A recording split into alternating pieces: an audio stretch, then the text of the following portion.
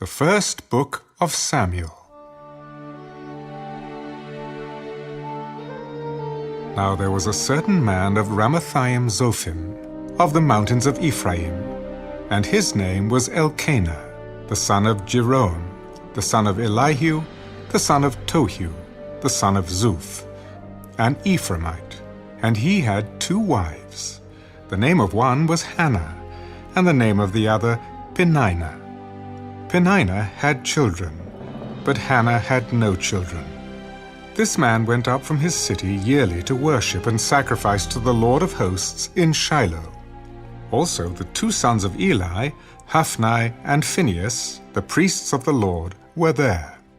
And whenever the time came for Elkanah to make an offering, he would give portions to Peninnah his wife, and to all her sons and daughters. But to Hannah he would give a double portion, for he loved Hannah, although the Lord had closed her womb. And her rival also provoked her severely to make her miserable, because the Lord had closed her womb. So it was, year by year, when she went up to the house of the Lord, that she provoked her. Therefore she wept, and did not eat. Then Elkanah, her husband, said to her, "Hannah, why do you weep? Why do you not eat? And why is your heart grieved? Am I not better to you than 10 sons?" So Hannah arose after they had finished eating and drinking in Shiloh. Now Eli the priest was sitting on the seat by the doorpost of the tabernacle of the Lord. And she was in bitterness of soul, and prayed to the Lord and wept in anguish. Then she made a vow.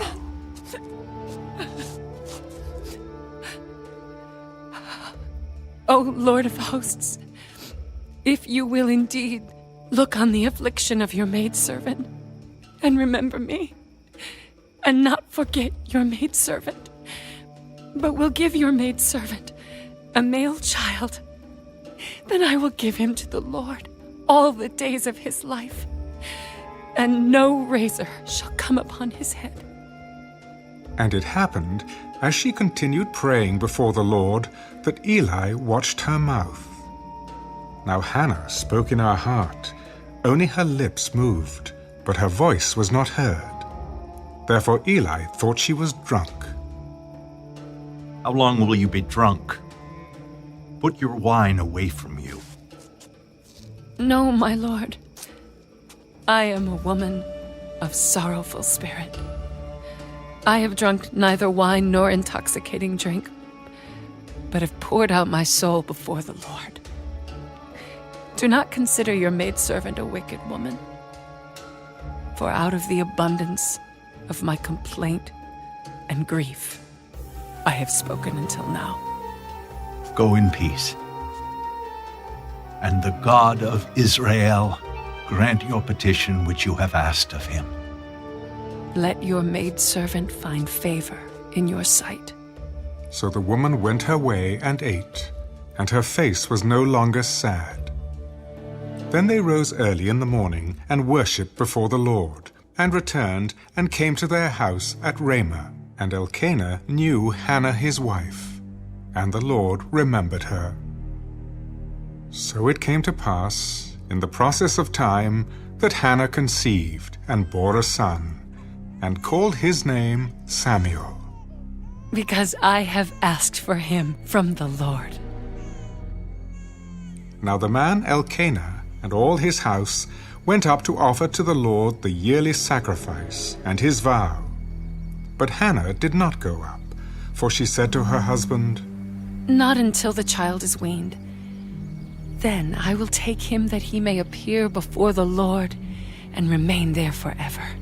So Elkanah, her husband, said to her, Do what seems best to you. Wait until you have weaned him. Only let the Lord establish his word. Then the woman stayed and nursed her son until she had weaned him. Now when she had weaned him, she took him up with her with 3 bulls, 1 ephah of flour, and a skin of wine, and brought him to the house of the Lord in Shiloh. And the child was young.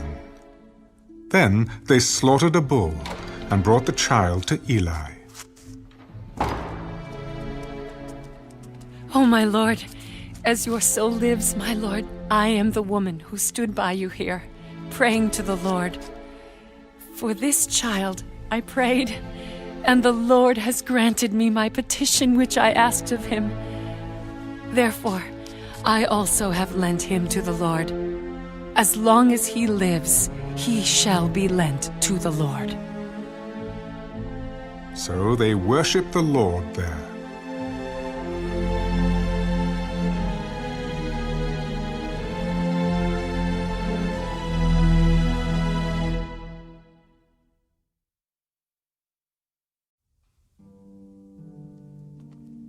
And Hannah prayed, My heart rejoices in the Lord. My horn is exalted in the Lord. I smile at my enemies, because I rejoice in your salvation. No one is holy like the Lord, for there is none besides you. Nor is there any rock like our God. Talk no more so very proudly. Let no arrogance come from your mouth, for the Lord is the God of knowledge, and by him actions are weighed. The bows of the mighty men are broken, and those who stumbled are girded with strength. Those who were full have hired themselves out for bread, and the hungry have ceased to hunger. Even the barren has borne 7. And she who has many children has become feeble. The Lord kills and makes alive. He brings down to the grave and brings up. The Lord makes poor and makes rich. He brings low and lifts up. He raises the poor from the dust and lifts the beggar from the ash heap to set them among princes and make them inherit the throne of glory. For the pillars of the earth are the Lord's, and he has set the world upon them. He will guard the feet of his saints, but the wicked shall be silent in darkness. For by strength no man shall prevail. The adversaries of the Lord shall be broken in pieces. From heaven he will thunder against them.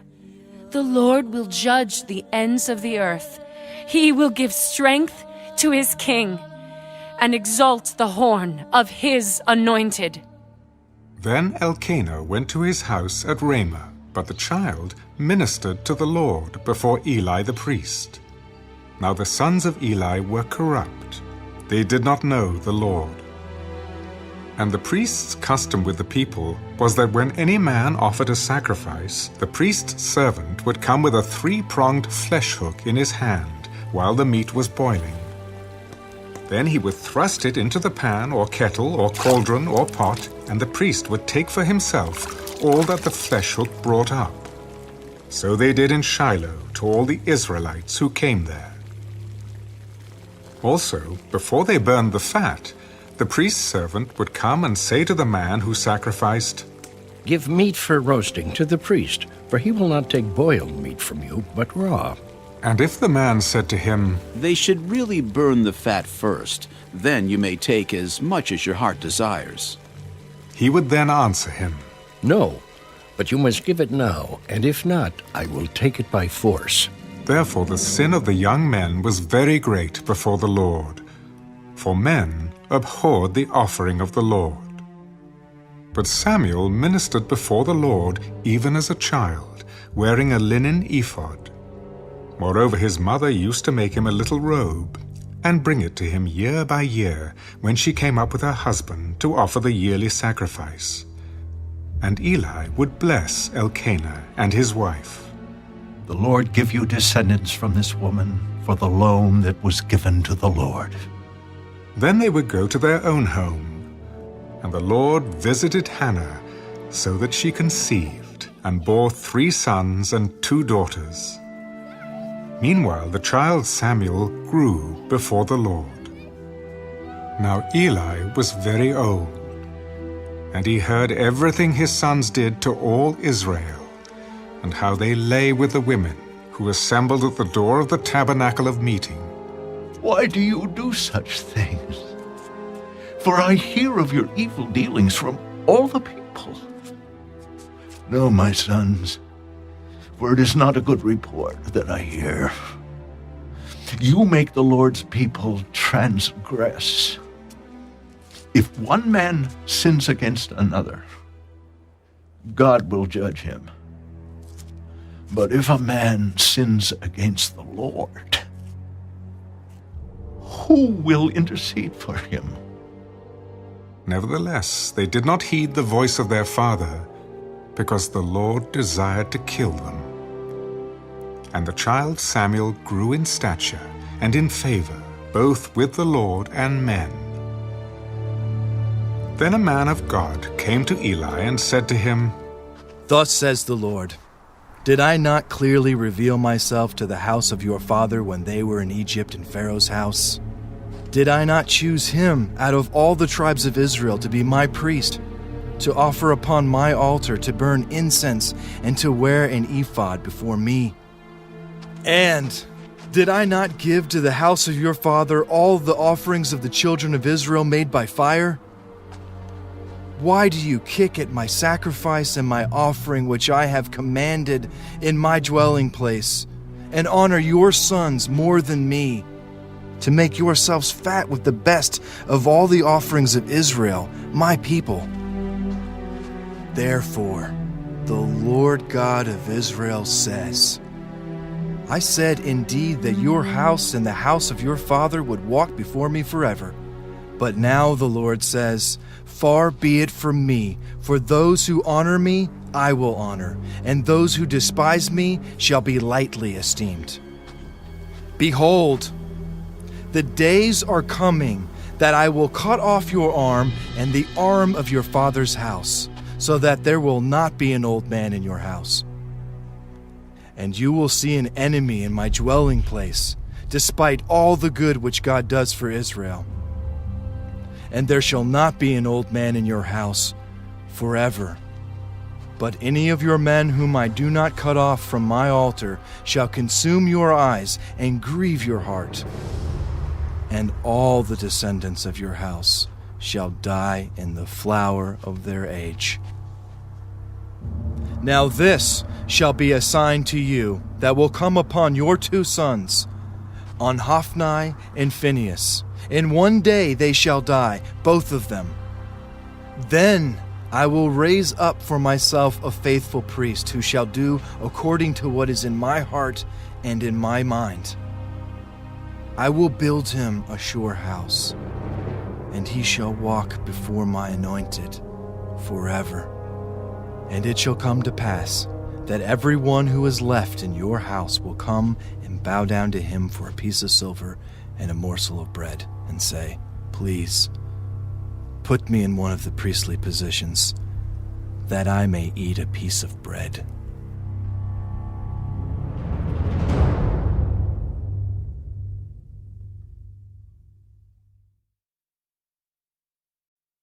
Now the boy Samuel ministered to the Lord before Eli. And the word of the Lord was rare in those days. There was no widespread revelation.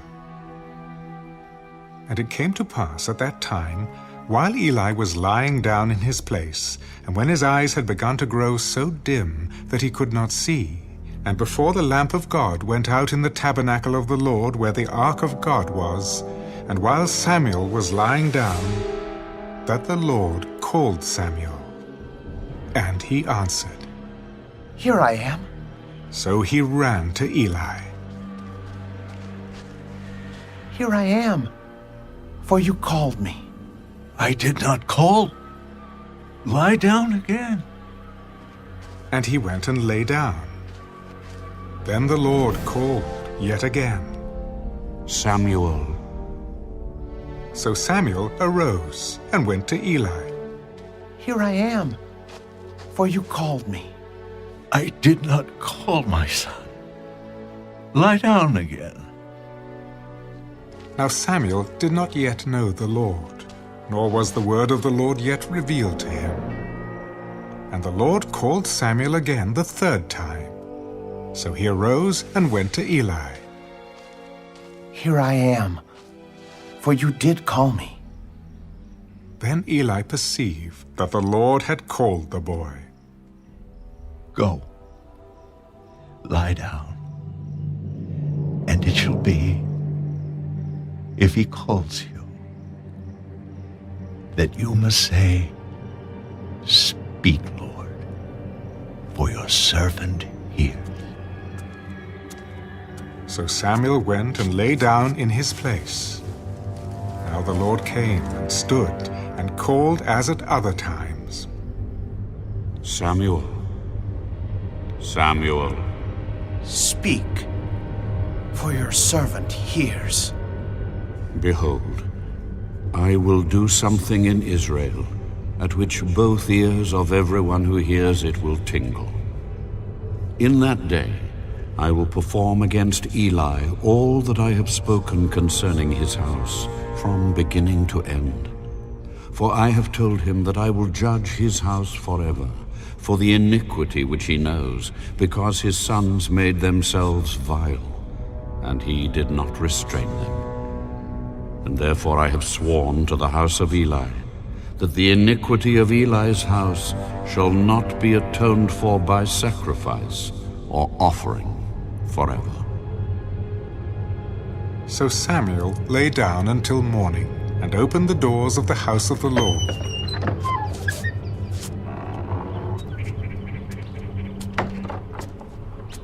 And Samuel was afraid to tell Eli the vision. Then Eli called Samuel. Samuel, my son, Here I am. what is the word that the Lord spoke to you? Please do not hide it from me.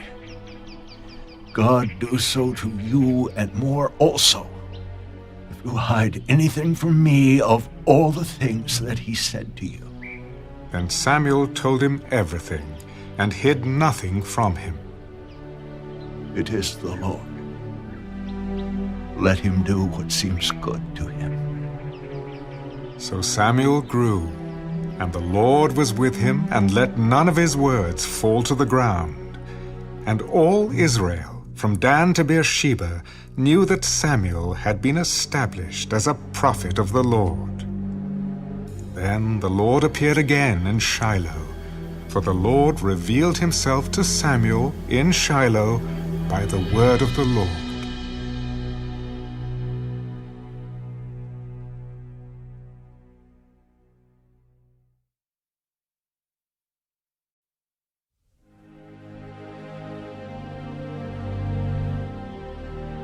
And the word of Samuel came to all Israel. Now Israel went out to battle against the Philistines, and encamped beside Ebenezer, and the Philistines encamped in Aphek. Then the Philistines put themselves in battle array against Israel.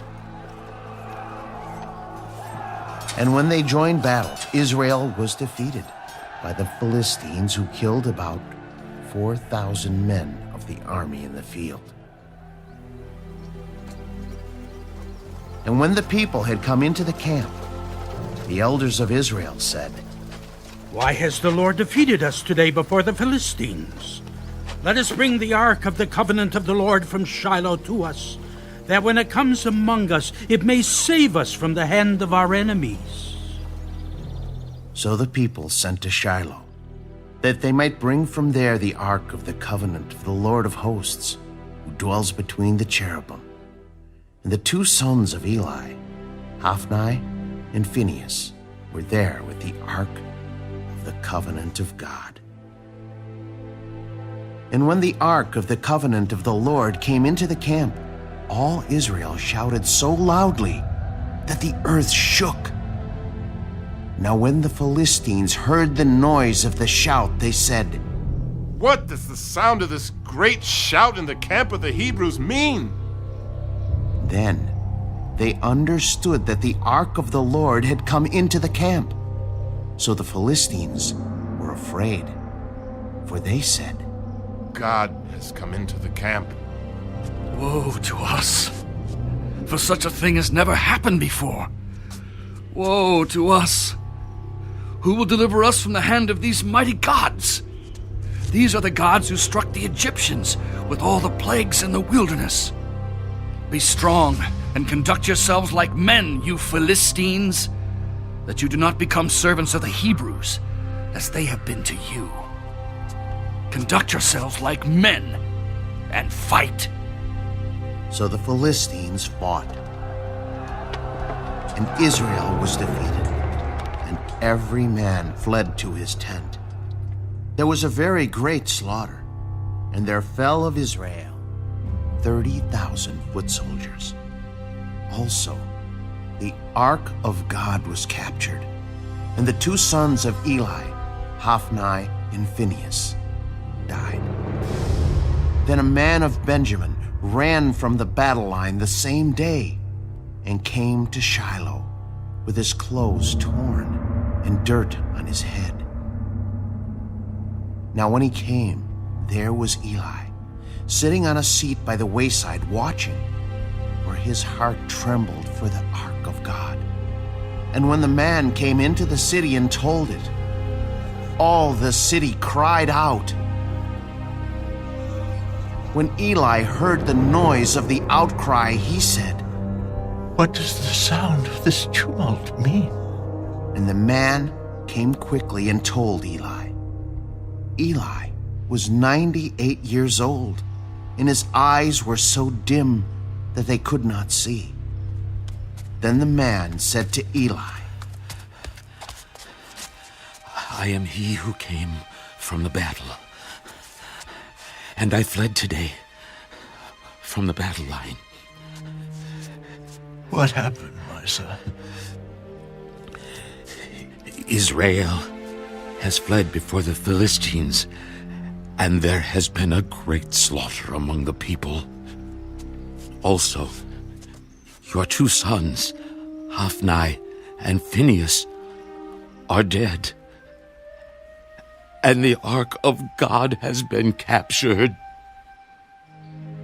Then it happened, when he made mention of the ark of God, that Eli fell off the seat backward by the side of the gate, and his neck was broken, and he died. For the man was old and heavy, and he had judged Israel 40 years.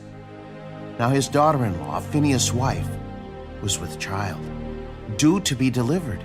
And when she heard the news that the ark of God was captured, that her father-in-law and her husband were dead, she bowed herself and gave birth, for her labor pains came upon her. And about the time of her death, the women who stood by her said to her, Do not fear, for you have borne a son. But she did not answer, nor did she regard it. Then she named the child Ichabod. The glory has departed from Israel, because the ark of God had been captured, and because of her father-in-law and her husband. The glory has departed from Israel, for the ark of God has been captured.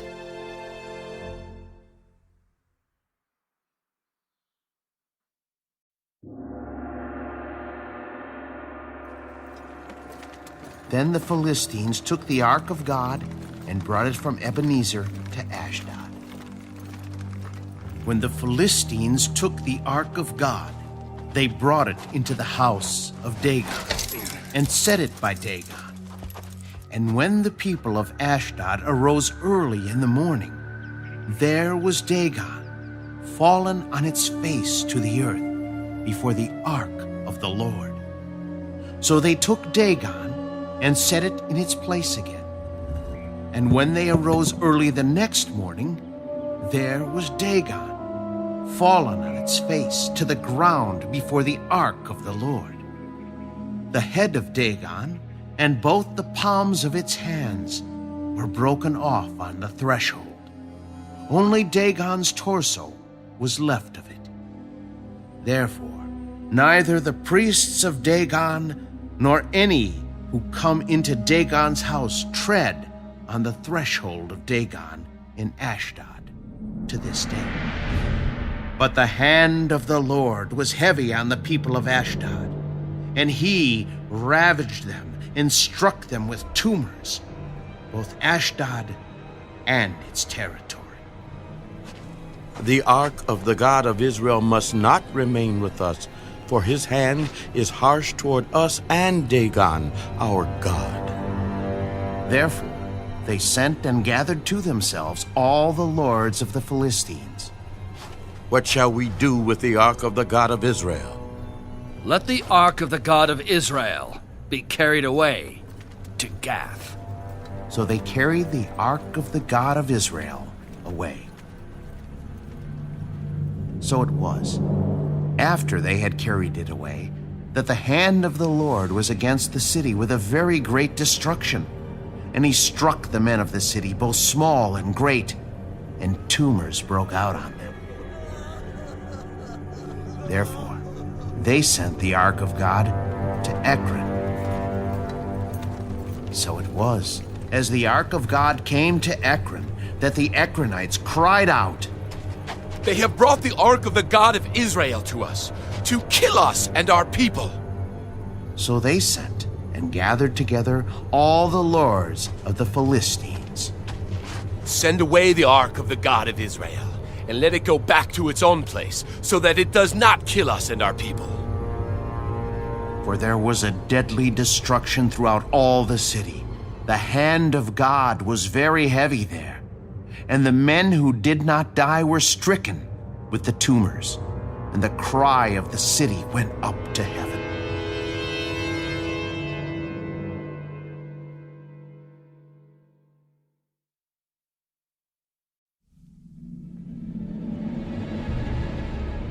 Now, the ark of the Lord was in the country of the Philistines 7 months, and the Philistines called for the priests and the diviners.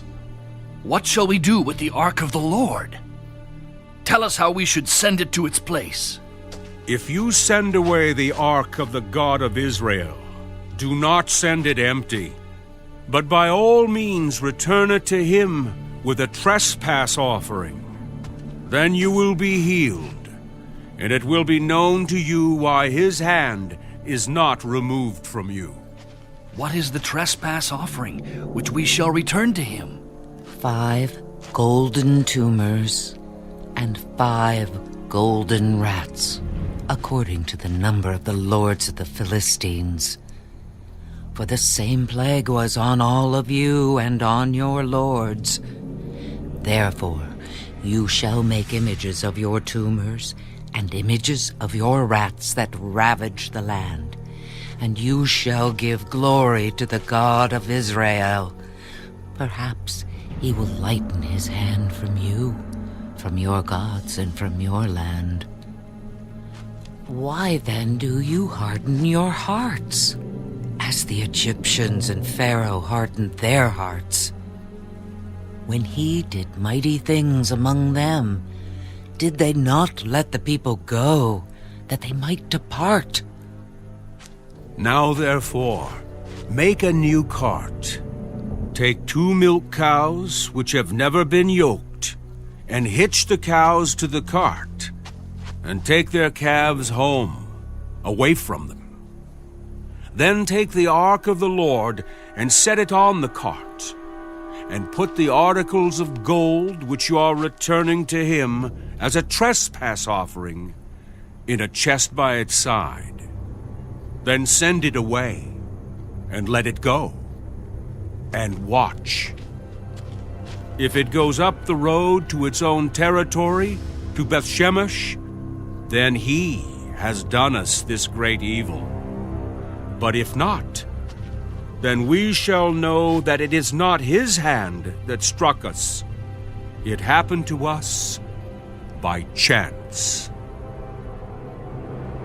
Then the men did so. They took 2 milk cows and hitched them to the cart, and shut up their calves at home.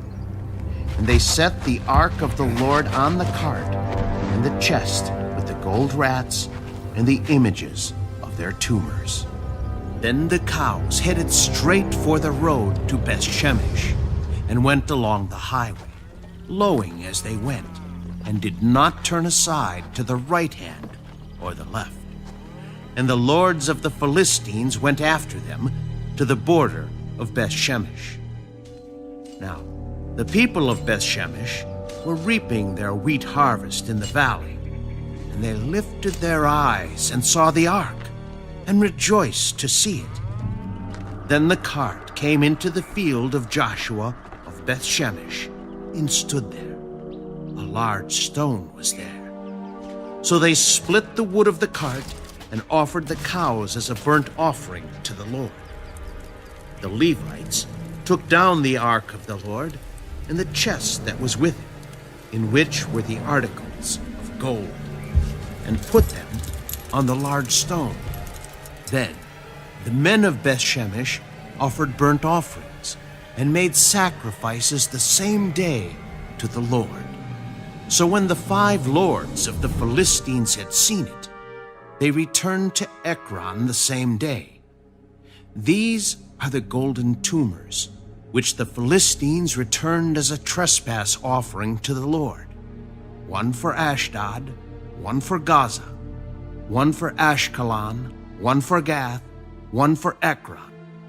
And the golden rats, according to the number of all the cities of the Philistines belonging to the 5 lords, both fortified cities and country villages, even as far as the large stone of Abel, on which they set the ark of the Lord, which stone remains to this day in the field of Joshua of Beth-Shemesh.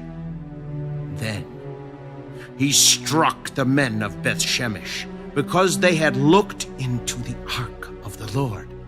He struck 50,070 men of the people, and the people lamented because the Lord had struck the people with a great slaughter. And the men of Beth-Shemesh said, "Who is able to stand before this holy Lord God? And to whom shall it go up from us?" So they sent messengers to the inhabitants of Kirjath-jearim. "The Philistines have brought back the ark of the Lord. Come down and take it up with you."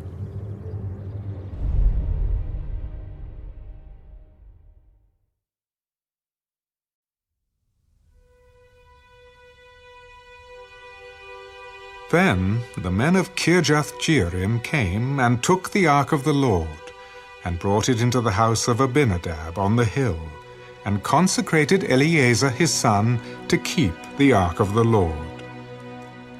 So it was that the ark remained in Kirjath-jearim a long time. It was there 20 years. And all the house of Israel lamented after the Lord. Then Samuel spoke to all the house of Israel. "If you return to the Lord with all your hearts, then put away the foreign gods and the Ashtoreths from among you, and prepare your hearts for the Lord, and serve him only, and he will deliver you from the hand of the Philistines." So the children of Israel put away the Baals and the Ashtoreths, and served the Lord only. And Samuel said, "Gather all Israel to Mizpah, and I will pray to the Lord for you." So they gathered together at Mizpah, drew water, and poured it out before the Lord. And they fasted that day, and said there, "We have sinned against the Lord." And Samuel judged the children of Israel at Mizpah. Now when the Philistines heard that the children of Israel had gathered together at Mizpah, the lords of the Philistines went up against Israel. And when the children of Israel heard of it, they were afraid of the Philistines.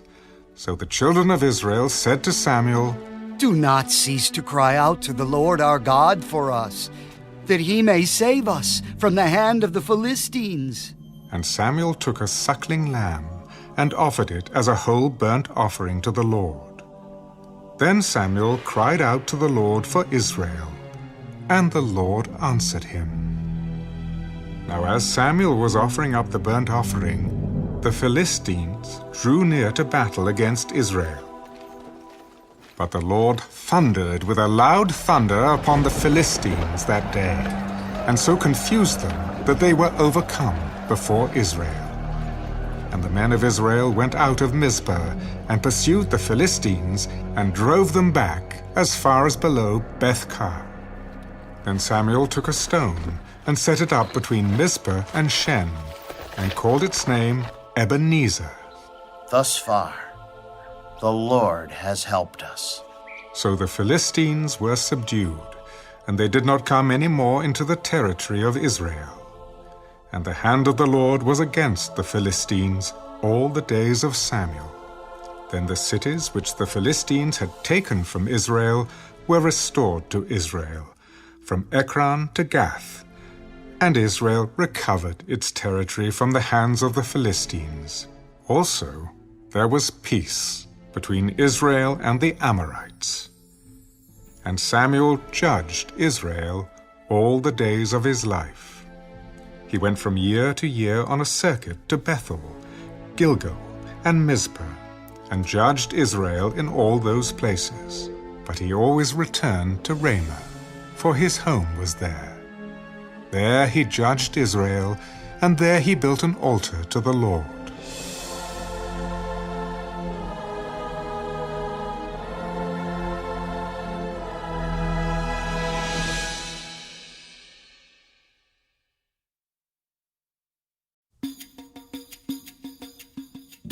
Now it came to pass, when Samuel was old, that he made his sons judges over Israel.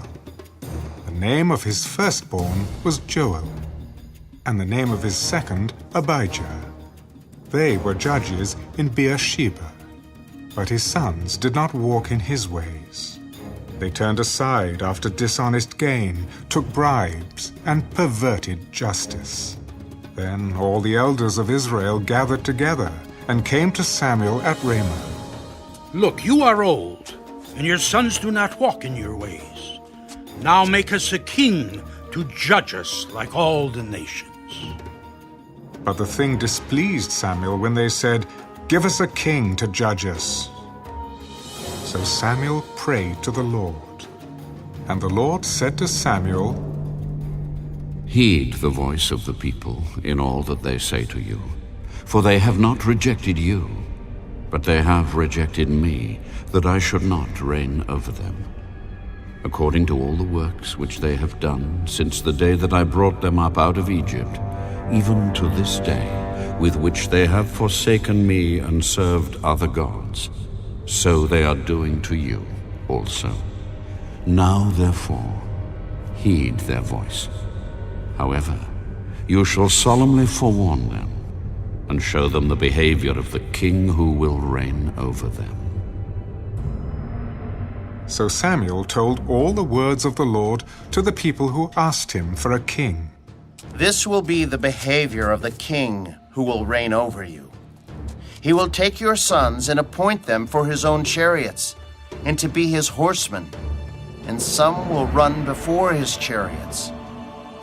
He will appoint captains over his thousands, and captains over his 50s, will set some to plow his ground and reap his harvest, and some to make his weapons of war and equipment for his chariots. He will take your daughters to be perfumers, cooks, and bakers, and he will take the best of your fields, your vineyards, and your olive groves, and give them to his servants. He will take 1/10 of your grain and your vintage, and give it to his officers and servants. And he will take your male servants, your female servants, your finest young men, and your donkeys, and put them to his work. He will take 1/10 of your sheep, and you will be his servants. And you will cry out in that day because of your king, whom you have chosen for yourselves, and the Lord will not hear you in that day. Nevertheless, the people refused to obey the voice of Samuel. No, but we will have a king over us, that we also may be like all the nations, and that our king may judge us, and go out before us and fight our battles. And Samuel heard all the words of the people, and he repeated them in the hearing of the Lord. So the Lord said to Samuel, Heed their voice, and make them a king. And Samuel said to the men of Israel, Every man, go to his city.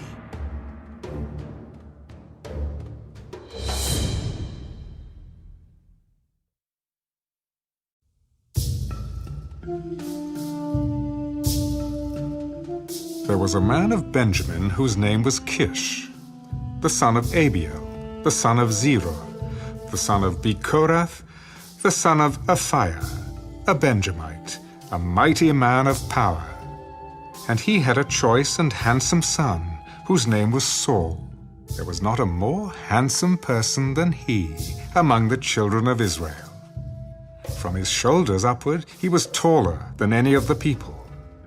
Now the donkeys of Kish, Saul's father, were lost. And Kish said to his son Saul, Please take one of the servants with you, and arise. Go and look for the donkeys. So he passed through the mountains of Ephraim and through the land of Shalisha, but they did not find them. Then they passed through the land of Shealim, and they were not there. Then he passed through the land of the Benjamites, but they did not find them. When they had come to the land of Zuph, Saul said to his servant who was with him, Come, let us return, lest my father cease caring about the donkeys and become worried about us.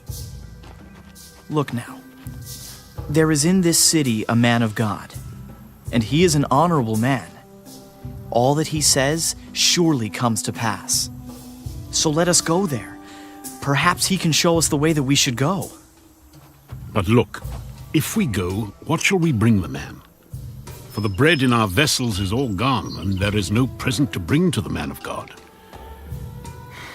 What do we have? Look, I have here at hand 1/4 of a shekel of silver. I will give that to the man of God to tell us our way. Formerly in Israel, when a man went to inquire of God, he spoke thus, Come, let us go to the seer, for he who is now called a prophet was formerly called a seer. Then Saul said to his servant, Well said. Come, let us go. So they went to the city where the man of God was. As they went up the hill to the city, they met some young women going out to draw water. Is the seer here? Yes, there he is, just ahead of you. Hurry now, for today he came to this city because there is a sacrifice of the people today on the high place. As soon as you come into the city, you will surely find him before he goes up to the high place to eat. For the people will not eat until he comes, because he must bless the sacrifice. Afterward, those who are invited will eat. Now, therefore, go up, for about this time you will find him. So they went up to the city. As they were coming into the city, there was Samuel coming out toward them on his way up to the high place. Now the Lord had told Samuel in his ear the day before Saul came, saying, Tomorrow, about this time, I will send you a man from the land of Benjamin, and you shall anoint him commander over my people Israel, that he may save my people from the hand of the Philistines. For I have looked upon my people, because their cry has come to me. So, when Samuel saw Saul, the Lord said to him, There he is, the man of whom I spoke to you. This one shall reign over my people. Then Saul drew near to Samuel in the gate. Please, tell me, where is the seer's house? I am the seer. Go up before me to the high place, for you shall eat with me today, and tomorrow I will let you go, and will tell you all that is in your heart. But as for your donkeys that were lost 3 days ago, do not be anxious about them. for they have been found. And on whom is all the desire of Israel? Is it not on you and on all your father's house? Am I not a Benjamite, of the smallest of the tribes of Israel? And my family the least of all the families of the tribe of Benjamin. Why then do you speak like this to me? Now Samuel took Saul and his servant and brought them into the hall, and had them sit in the place of honor among those who were invited. There were about 30 persons. And Samuel said to the cook, Bring the portion which I gave you, of which I said to you, set it apart. So the cook took up the thigh with its upper part and set it before Saul. Here it is, what was kept back. It was set apart for you. Eat, for until this time it has been kept for you, since I said I invited the people. So Saul ate with Samuel that day. When they had come down from the high place into the city, Samuel spoke with Saul on the top of the house. They arose early, and it was about the dawning of the day that Samuel called to Saul on the top of the house. Get up, that I may send you on your way. And Saul arose, and both of them went outside, he and Samuel. As they were going down to the outskirts of the city, Samuel said to Saul, Tell the servant to go on ahead of us. And he went on. But you stand here a while, that I may announce to you the word of God.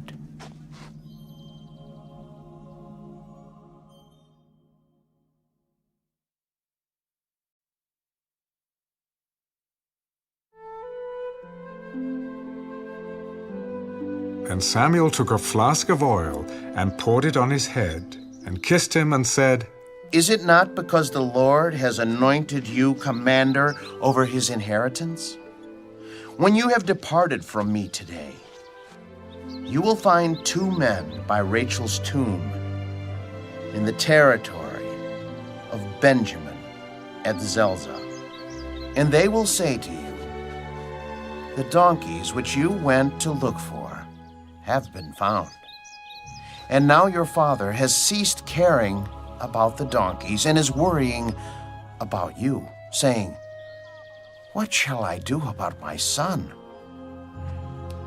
Then you shall go on forward from there and come to the terebinth tree of Tabor. There 3 men going up to God at Bethel will meet you, one carrying 3 young goats, another carrying 3 loaves of bread, and another carrying a skin of wine. And they will greet you and give you 2 loaves of bread, which you shall receive from their hands. After that, you shall come to the hill of God, where the Philistine garrison is. And it will happen, when you have come there to the city, that you will meet a group of prophets coming down from the high place with a stringed instrument, a tambourine, a flute, and a harp before them. And they will be prophesying. Then the Spirit of the Lord will come upon you, and you will prophesy with them, and be turned into another man. And let it be, when these signs come to you, that you do as the occasion demands, for God is with you. You shall go down before me to Gilgal, and surely I will come down to you to offer burnt offerings and make sacrifices of peace offerings. 7 days you shall wait, till I come to you and show you what you should do. So it was, when he had turned his back to go from Samuel, that God gave him another heart. And all those signs came to pass that day. When they came there to the hill, there was a group of prophets to meet him. Then the Spirit of God came upon him, and he prophesied among them. And it happened, when all who knew him formerly saw that he had indeed prophesied among the prophets, that the people said to one another, "What is this that has come upon the son of Kish? Is Saul also among the prophets?" Then a man from there answered, "But who is their father?" Therefore it became a proverb, "Is Saul also among the prophets?" When he had finished prophesying, he went to the high place. Then Saul's uncle said to him and his servant, "Where did you go?" "To look for the donkeys. When we saw that they were nowhere to be found, we went to Samuel." "Tell me, please, what Samuel said to you." "He told us plainly that the donkeys had been found." But about the matter of the kingdom, he did not tell him what Samuel had said. Then Samuel called the people together to the Lord at Mizpah, and said to the children of Israel, "Thus says the Lord God of Israel, I brought up Israel out of Egypt, and delivered you from the hand of the Egyptians, and from the hand of all kingdoms, and from those who oppressed you. But you have today rejected your God, who himself saved you from all your adversities and your tribulations, and you have said to him, No, set a king over us. Now therefore, present yourselves before the Lord by your tribes and by your clans." And when Samuel had caused all the tribes of Israel to come near, the tribe of Benjamin was chosen. When he had caused the tribe of Benjamin to come near by their families, the family of Matri was chosen. And Saul, the son of Kish, was chosen. But when they sought him, he could not be found. Therefore they inquired of the Lord further, "Has the man come here yet?" There he is, hidden among the equipment. So they ran and brought him from there. And when he stood among the people, he was taller than any of the people from his shoulders upward. And Samuel said to all the people, "Do you see him whom the Lord has chosen? That there is no one like him among all the people?" So all the people shouted, "Long live the king!" Then Samuel explained to the people the behavior of royalty, and wrote it in a book, and laid it up before the Lord. And Samuel sent all the people away, every man to his house. And Saul also went home to Gibeah, and valiant men went with him, whose hearts God had touched. But some rebels said, "How can this man save us?" So they despised him, and brought him no presents. But he held his peace.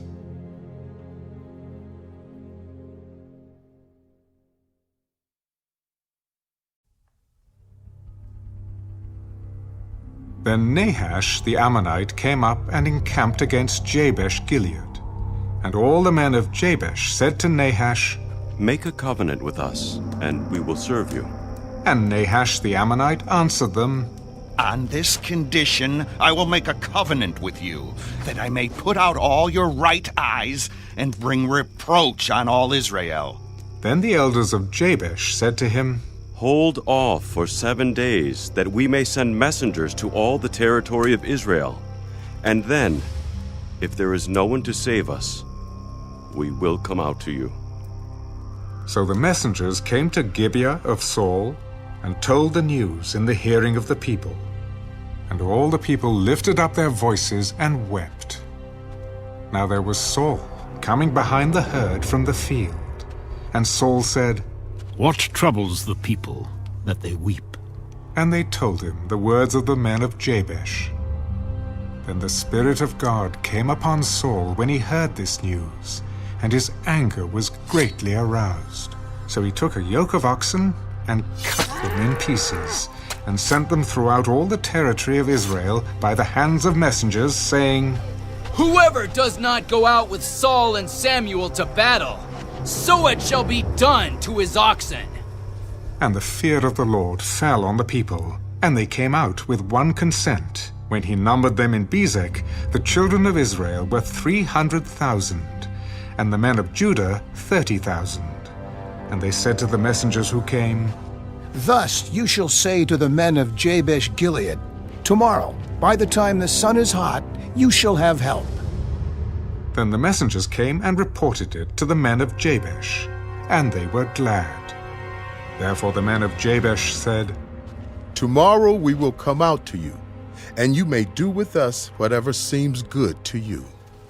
So it was on the next day that Saul put the people in 3 companies, and they came into the midst of the camp in the morning watch, and killed Ammonites until the heat of the day. And it happened that those who survived were scattered, so that no 2 of them were left together. And the people said to Samuel, Who is he who said, Shall Saul reign over us? Bring the men, that we may put them to death. Not a man shall be put to death this day, for today the Lord has accomplished salvation in Israel. Then Samuel said to the people, Come, let us go to Gilgal and renew the kingdom there. So all the people went to Gilgal, and there they made Saul king before the Lord in Gilgal. There they made sacrifices of peace offerings before the Lord, and there Saul and all the men of Israel rejoiced greatly.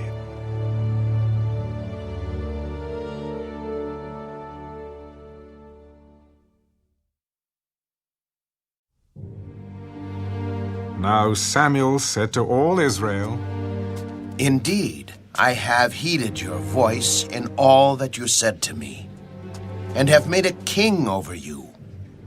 And now, here is the king, walking before you, and I am old and gray-headed. And look, my sons are with you. I have walked before you from my childhood to this day. Here I am. Witness against me before the Lord and before his anointed.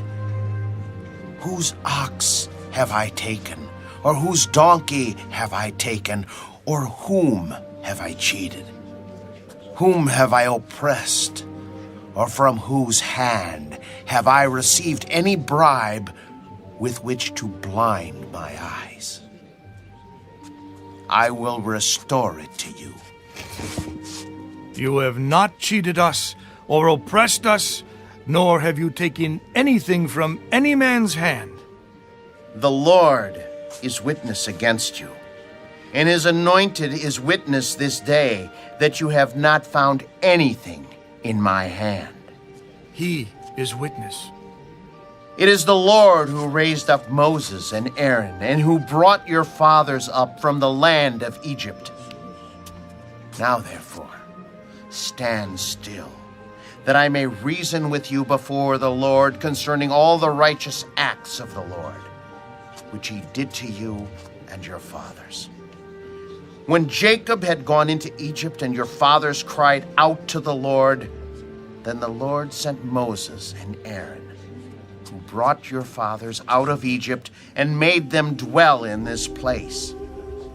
And when they forgot the Lord their God, he sold them into the hand of Sisera, commander of the army of Hazor, into the hand of the Philistines, and into the hand of the king of Moab. And they fought against them. Then they cried out to the Lord and said, We have sinned because we have forsaken the Lord and served the Baals and Ashtoreths. But now deliver us from the hand of our enemies, and we will serve you. And the Lord sent Jerubbaal, Bedan, Jephthah, and Samuel, and delivered you out of the hand of your enemies on every side, and you dwelt in safety. And when you saw that Nahash, king of the Ammonites, came against you, you said to me, No, but a king shall reign over us. When the Lord your God was your king. Now therefore, here is the king whom you have chosen and whom you have desired. And take note, the Lord has set a king over you. If you fear the Lord and serve him and obey his voice and do not rebel against the commandment of the Lord, then both you and the king who reigns over you will continue following the Lord your God. However, if you do not obey the voice of the Lord, but rebel against the commandment of the Lord, then the hand of the Lord will be against you, as it was against your fathers. Now therefore, stand and see this great thing which the Lord will do before your eyes. Is today not the wheat harvest? I will call to the Lord, and he will send thunder and rain, that you may perceive and see that your wickedness is great, which you have done in the sight of the Lord, in asking a king for yourselves. So Samuel called to the Lord, and the Lord sent thunder and rain that day, and all the people greatly feared the Lord and Samuel. And all the people said to Samuel, Pray for your servants to the Lord your God, that we may not die. For we have added to all our sins the evil of asking a king for ourselves. Do not fear. You have done all this wickedness. Yet do not turn aside from following the Lord, but serve the Lord with all your heart, and do not turn aside. For then you would go after empty things, which cannot profit or deliver, for they are nothing. For the Lord will not forsake his people, for his great name's sake, because it has pleased the Lord to make you his people. Moreover, as for me, far be it from me that I should sin against the Lord in ceasing to pray for you. But I will teach you the good and the right way. Only fear the Lord and serve him in truth with all your heart. For consider what great things he has done for you. But if you still do wickedly, you shall be swept away, both you and your king.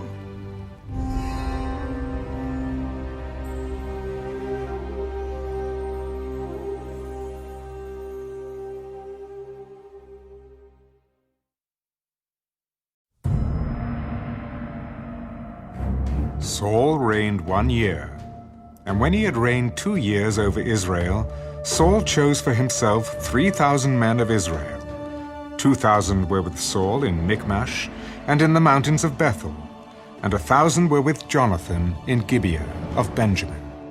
The rest of the people he sent away, every man to his tent. And Jonathan attacked the garrison of the Philistines that was in Geba. And the Philistines heard of it. Then Saul blew the trumpet throughout all the land, saying, Let the Hebrews hear! Now all Israel heard it said that Saul had attacked a garrison of the Philistines, and that Israel had also become an abomination to the Philistines. And the people were called together to Saul at Gilgal. Then the Philistines gathered together to fight with Israel 30,000 chariots and 6,000 horsemen, and people as the sand which is on the seashore in multitude. And they came up and encamped in Michmash, to the east of Beth-aven. When the men of Israel saw that they were in danger, for the people were distressed, then the people hid in caves, in thickets, in rocks, in holes, and in pits. And some of the Hebrews crossed over the Jordan to the land of Gad and Gilead. As for Saul, he was still in Gilgal, and all the people followed him trembling. Then he waited 7 days, according to the time set by Samuel. But Samuel did not come to Gilgal, and the people were scattered from him. So Saul said, "Bring a burnt offering and peace offerings here to me." And he offered the burnt offering. Now it happened, as soon as he had finished presenting the burnt offering, that Samuel came. And Saul went out to meet him, that he might greet him. And Samuel said, "What have you done?" When I saw that the people were scattered from me, and that you did not come within the days appointed, and that the Philistines gathered together at Michmash, then I said, "The Philistines will now come down on me at Gilgal." And I have not made supplication to the Lord. Therefore I felt compelled and offered a burnt offering. You have done foolishly. You have not kept the commandment of the Lord your God, which he commanded you. For now, the Lord would have established your kingdom over Israel forever. But now, your kingdom shall not continue. The Lord has sought for himself a man after his own heart, and the Lord has commanded him to be commander over his people, because you have not kept what the Lord commanded you. Then Samuel arose and went up from Gilgal to Gibeah of Benjamin. And Saul numbered the people present with him, about 600 men. Saul, Jonathan his son, and the people present with them remained in Gibeah of Benjamin. But the Philistines encamped in Michmash. Then raiders came out of the camp of the Philistines in 3 companies. One company turned onto the road to Ophrah, to the land of Shual. Another company turned to the road to Beth-horon, and another company turned to the road of the border that overlooks the valley of Zeboim, toward the wilderness. Now there was no blacksmith to be found throughout all the land of Israel. For the Philistines said, "Lest the Hebrews make swords or spears." But all the Israelites would go down to the Philistines to sharpen each man's plowshare, his mattock, his axe, and his sickle. And the charge for a sharpening was a pim for the plowshares, the mattocks, the forks, and the axes, and to set the points of the goads. So it came about, on the day of battle, that there was neither sword nor spear found in the hand of any of the people who were with Saul and Jonathan. But they were found with Saul and Jonathan his son. And the garrison of the Philistines went out to the pass of Michmash.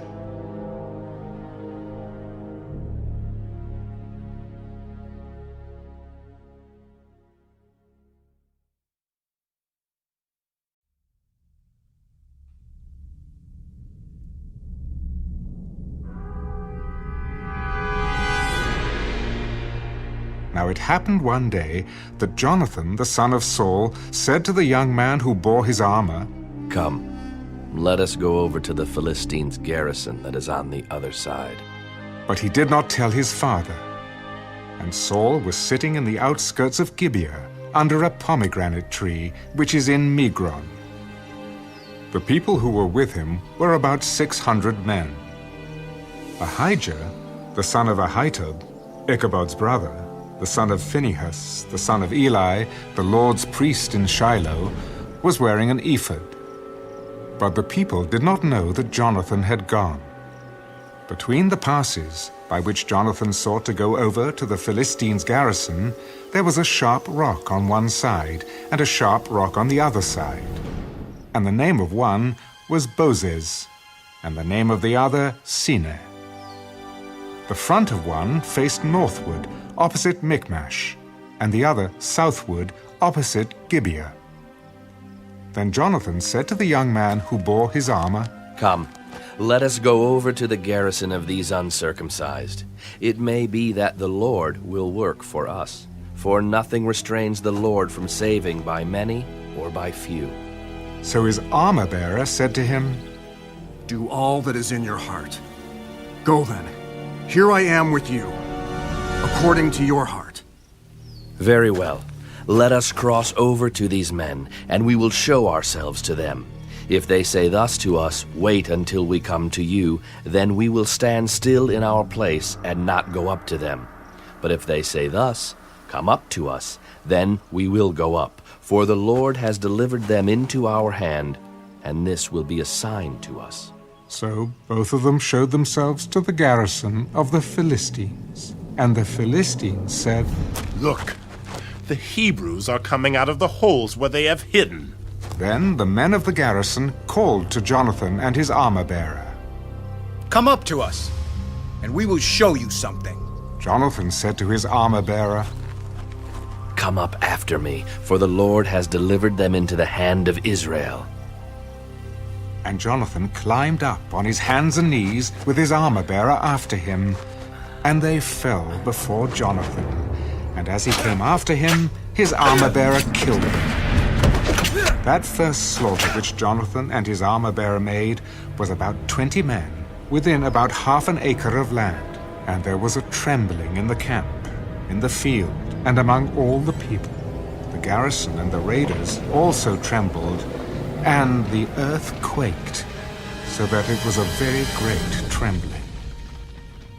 Now the watchmen of Saul in Gibeah of Benjamin looked, and there was the multitude melting away, and they went here and there.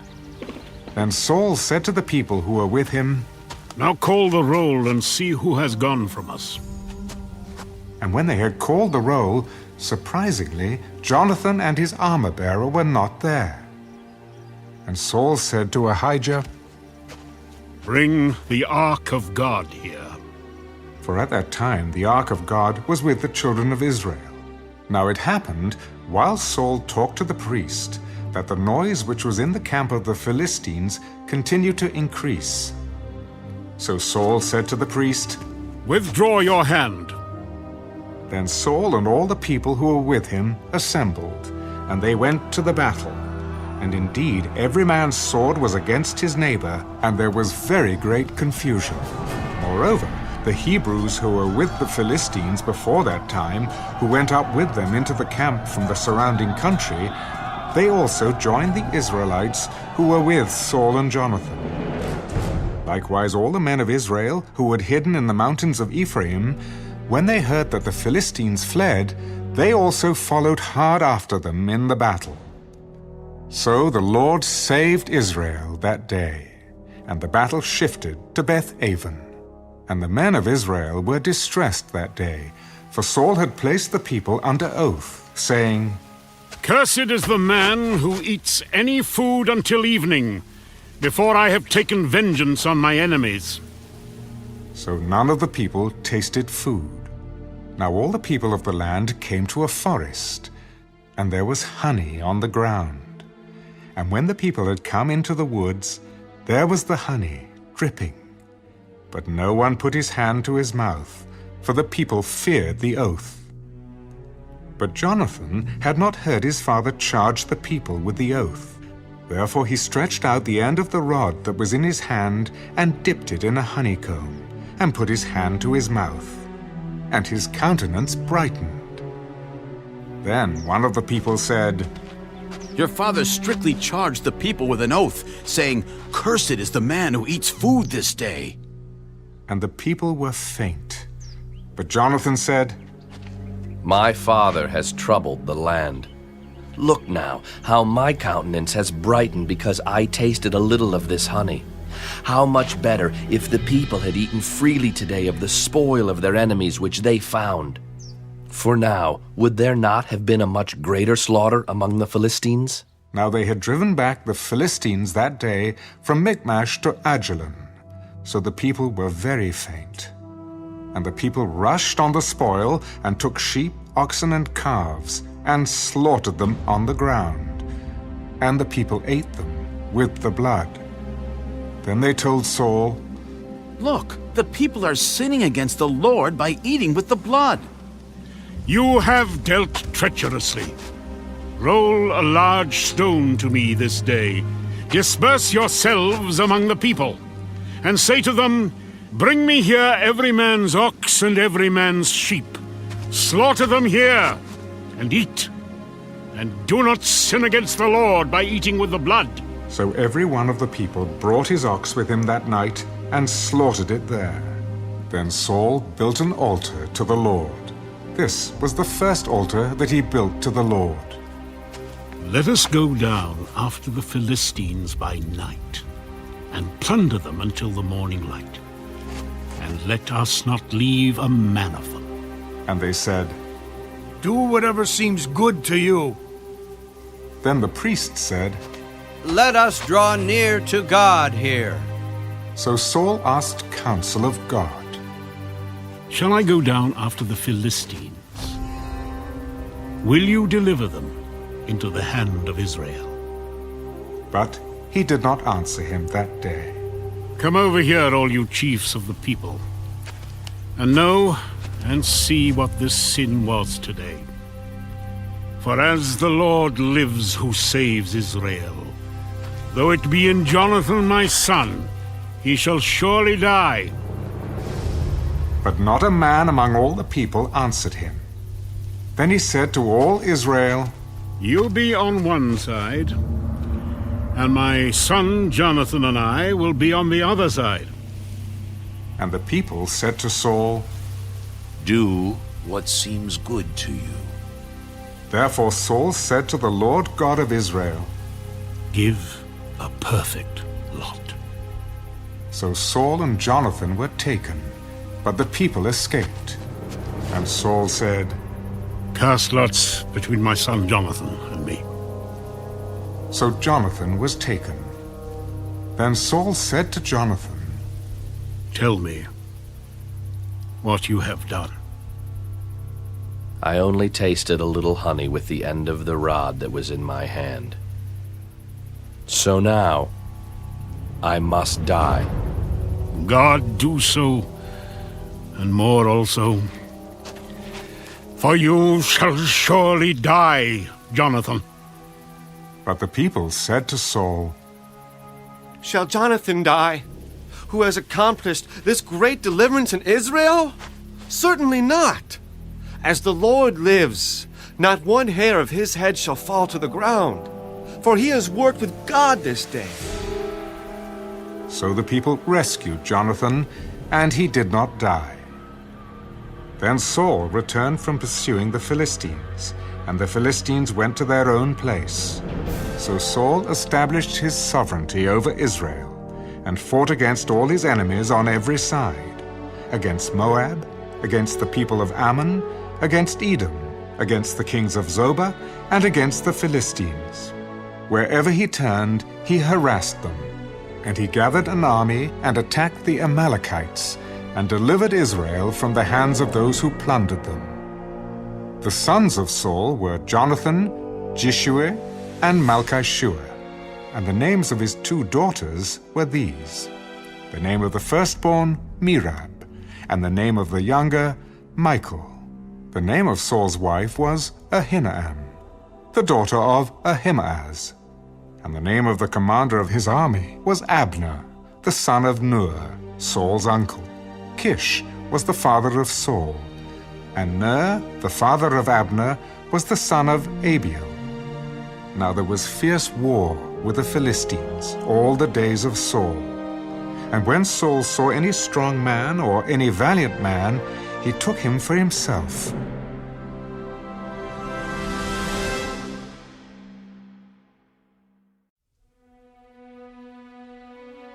Samuel also said to Saul, The Lord sent me to anoint you king over his people, over Israel. Now therefore, heed the voice of the words of the Lord.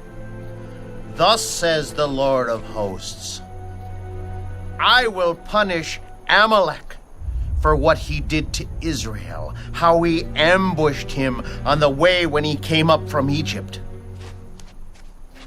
Now go and attack Amalek, and utterly destroy all that they have, and do not spare them. But kill both man and woman, infant and nursing child, ox and sheep, camel and donkey. So Saul gathered the people together and numbered them in Telaim, 200,000 foot soldiers and 10,000 men of Judah. And Saul came to the city of Amalek and lay in wait in the valley. Then Saul said to the Kenites, Go, depart, get down from among the Amalekites, lest I destroy you with them. For you showed kindness to all the children of Israel when they came up out of Egypt.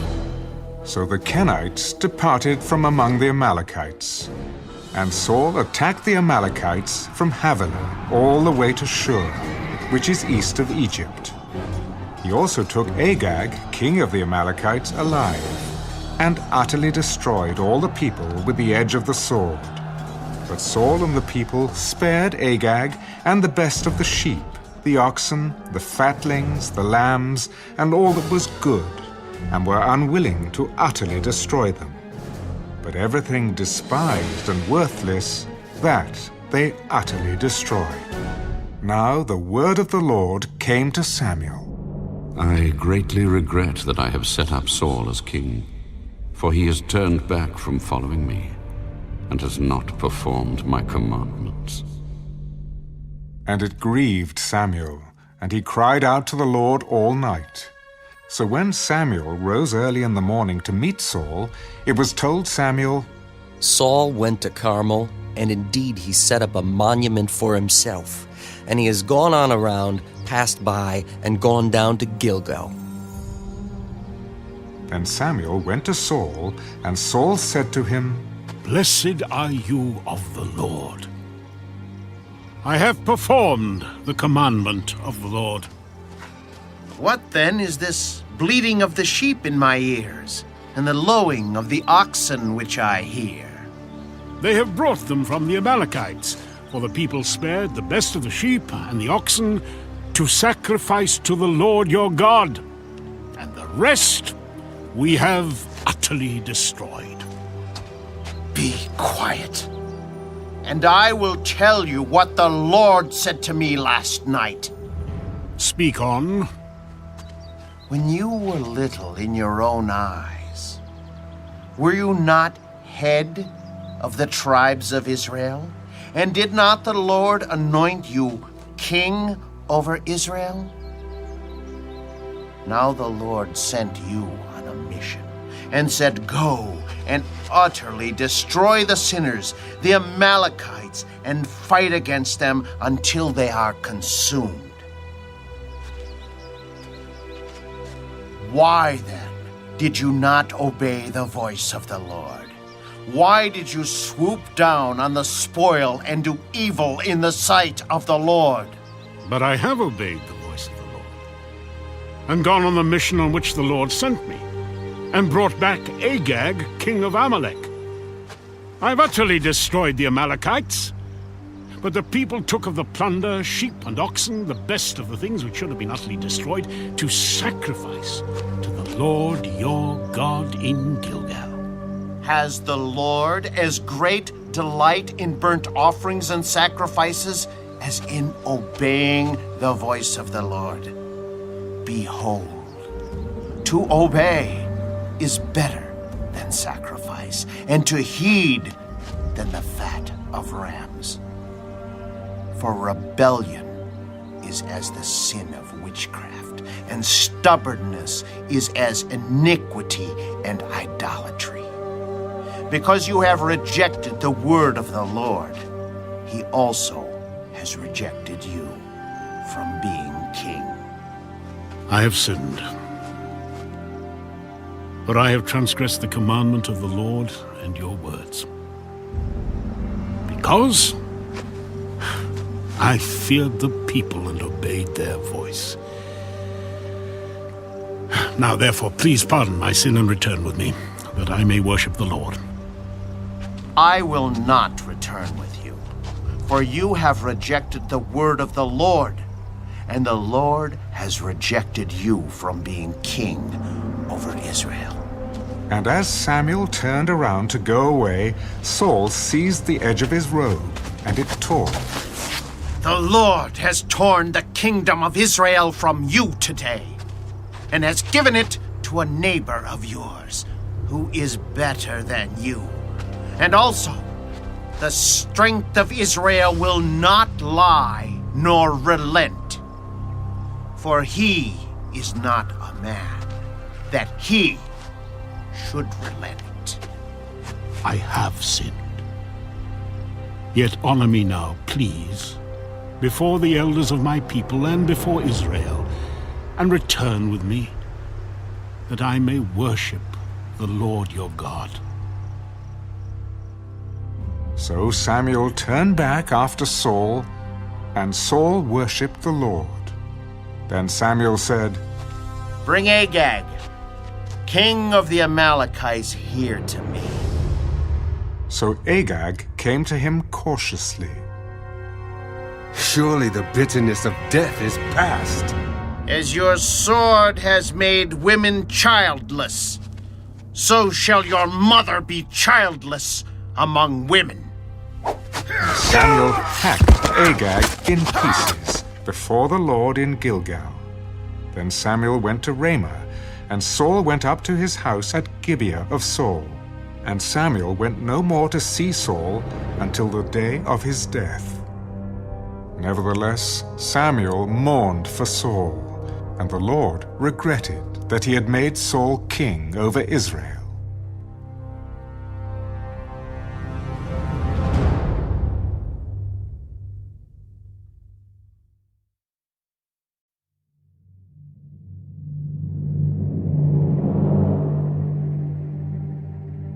Now the Lord said to Samuel, How long will you mourn for Saul, seeing I have rejected him from reigning over Israel? Fill your horn with oil and go. I am sending you to Jesse the Bethlehemite, for I have provided myself a king among his sons. How can I go? If Saul hears it, he will kill me. Take a heifer with you and say, I have come to sacrifice to the Lord. Then invite Jesse to the sacrifice, and I will show you what you shall do. You shall anoint for me the one I name to you. So Samuel did what the Lord said, and went to Bethlehem. And the elders of the town trembled at his coming, and said, Do you come peaceably? Peaceably. I have come to sacrifice to the Lord. Sanctify yourselves and come with me to the sacrifice. Then he consecrated Jesse and his sons, and invited them to the sacrifice. So it was, when they came, that he looked at Eliab and said, Surely the Lord's anointed is before him. But the Lord said to Samuel, Do not look at his appearance or at his physical stature, because I have refused him. For the Lord does not see as man sees. For man looks at the outward appearance, but the Lord looks at the heart. So Jesse called Abinadab, and made him pass before Samuel. And he said, Neither has the Lord chosen this one. Then Jesse made Shammah pass by, and he said, Neither has the Lord chosen this one. Thus Jesse made 7 of his sons pass before Samuel. And Samuel said to Jesse, The Lord has not chosen these. Are all the young men here? There remains yet the youngest, and there he is, keeping the sheep. Send and bring him, for we will not sit down till he comes here.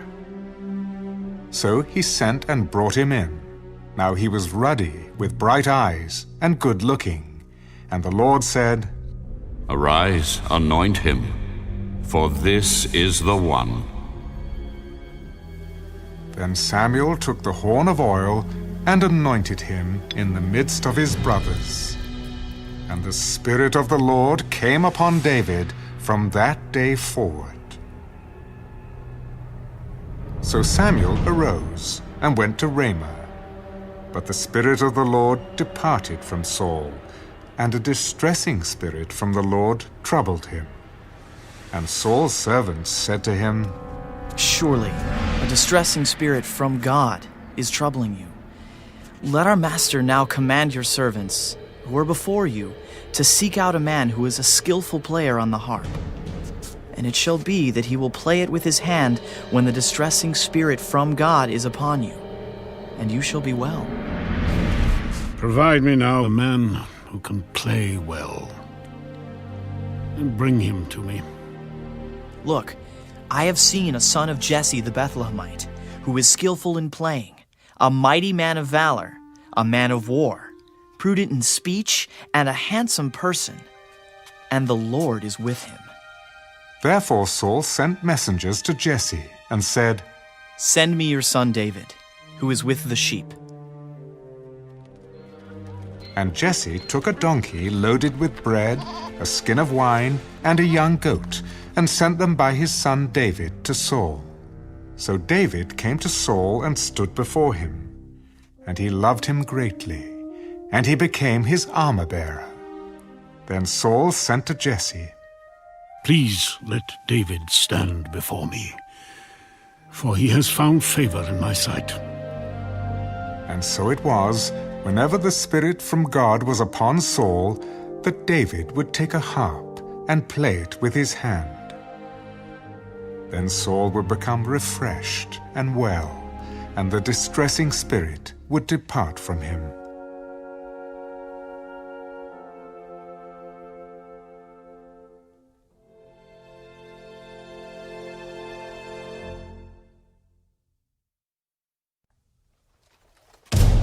Now the Philistines gathered their armies together to battle, and were gathered at Socoh, which belongs to Judah. They encamped between Socoh and Azekah, in Ephes Dammim.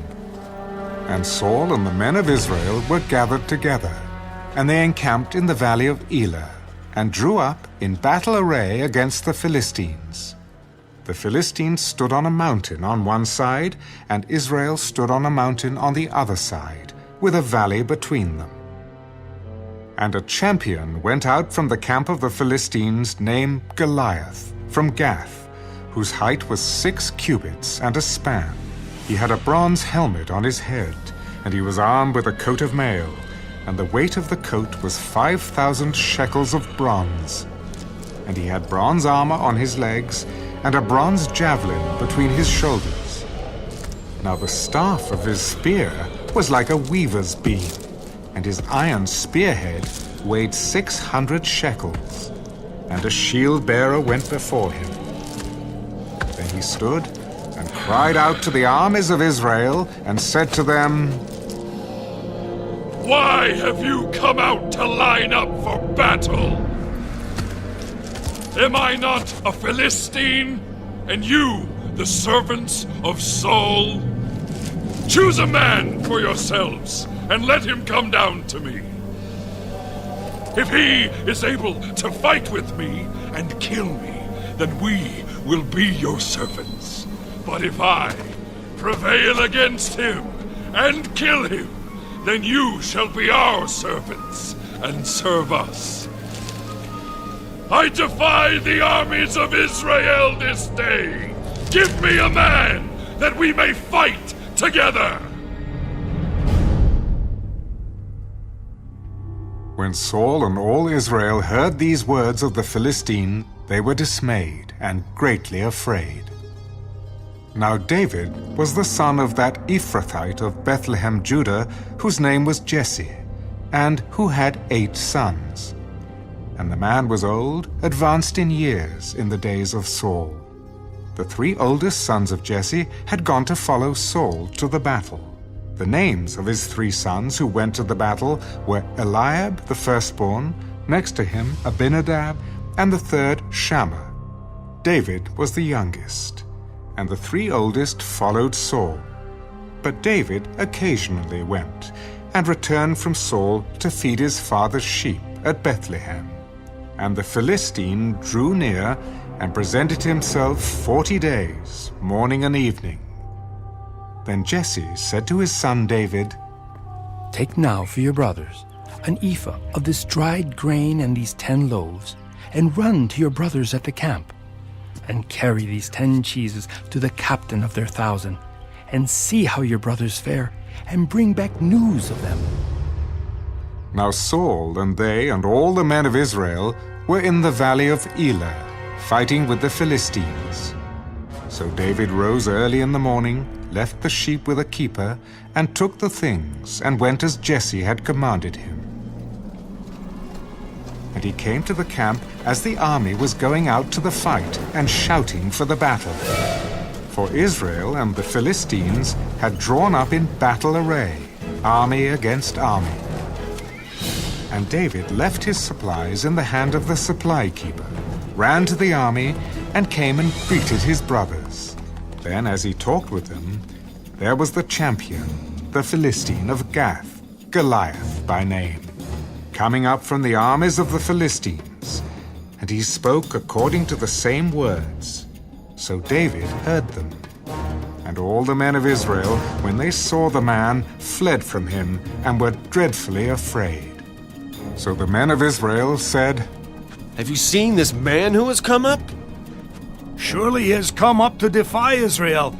And it shall be that the man who kills him, the king will enrich with great riches, will give him his daughter, and give his father's house exemption from taxes in Israel." Then David spoke to the men who stood by him.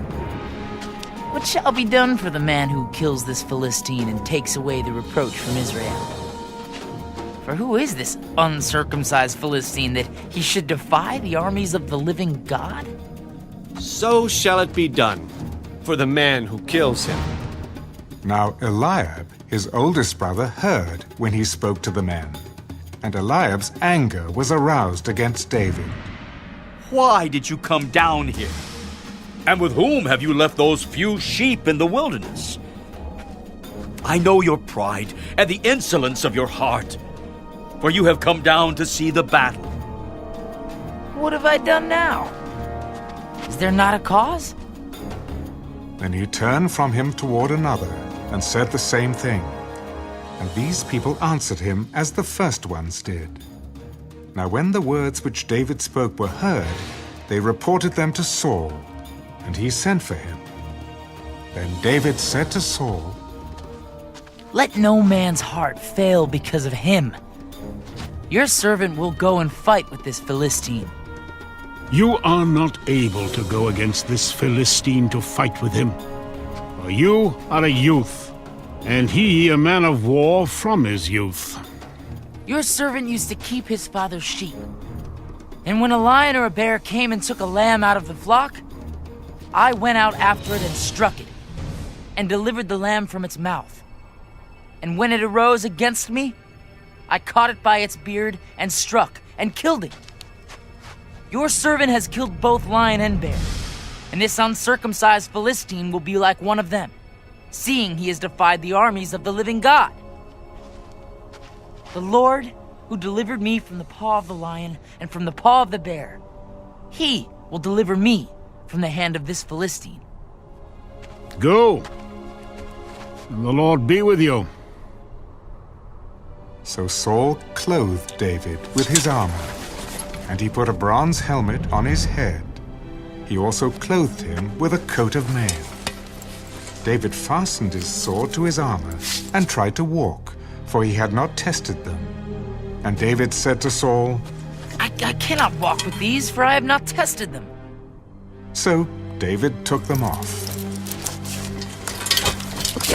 Then he took his staff in his hand, and he chose for himself 5 smooth stones from the brook, and he put them in a shepherd's bag, in a pouch which he had, and his sling was in his hand. And he drew near to the Philistine. So the Philistine came, and began drawing near to David. And the man who bore the shield went before him. And when the Philistine looked about and saw David, he disdained him, for he was only a youth, ruddy and good-looking. Am I a dog that you come to me with sticks? And the Philistine cursed David by his gods. Come to me, and I will give your flesh to the birds of the air and the beasts of the field. You come to me with a sword, with a spear and with a javelin. But I come to you in the name of the Lord of hosts, the God of the armies of Israel, whom you have defied. This day the Lord will deliver you into my hand, and I will strike you and take your head from you. And this day I will give the carcasses of the camp of the Philistines to the birds of the air and the wild beasts of the earth, that all the earth may know that there is a God in Israel. Then all this assembly shall know that the Lord does not save with sword and spear, for the battle is the Lord's, and he will give you into our hands. So it was when the Philistine arose and came and drew near to meet David, that David hurried and ran toward the army to meet the Philistine.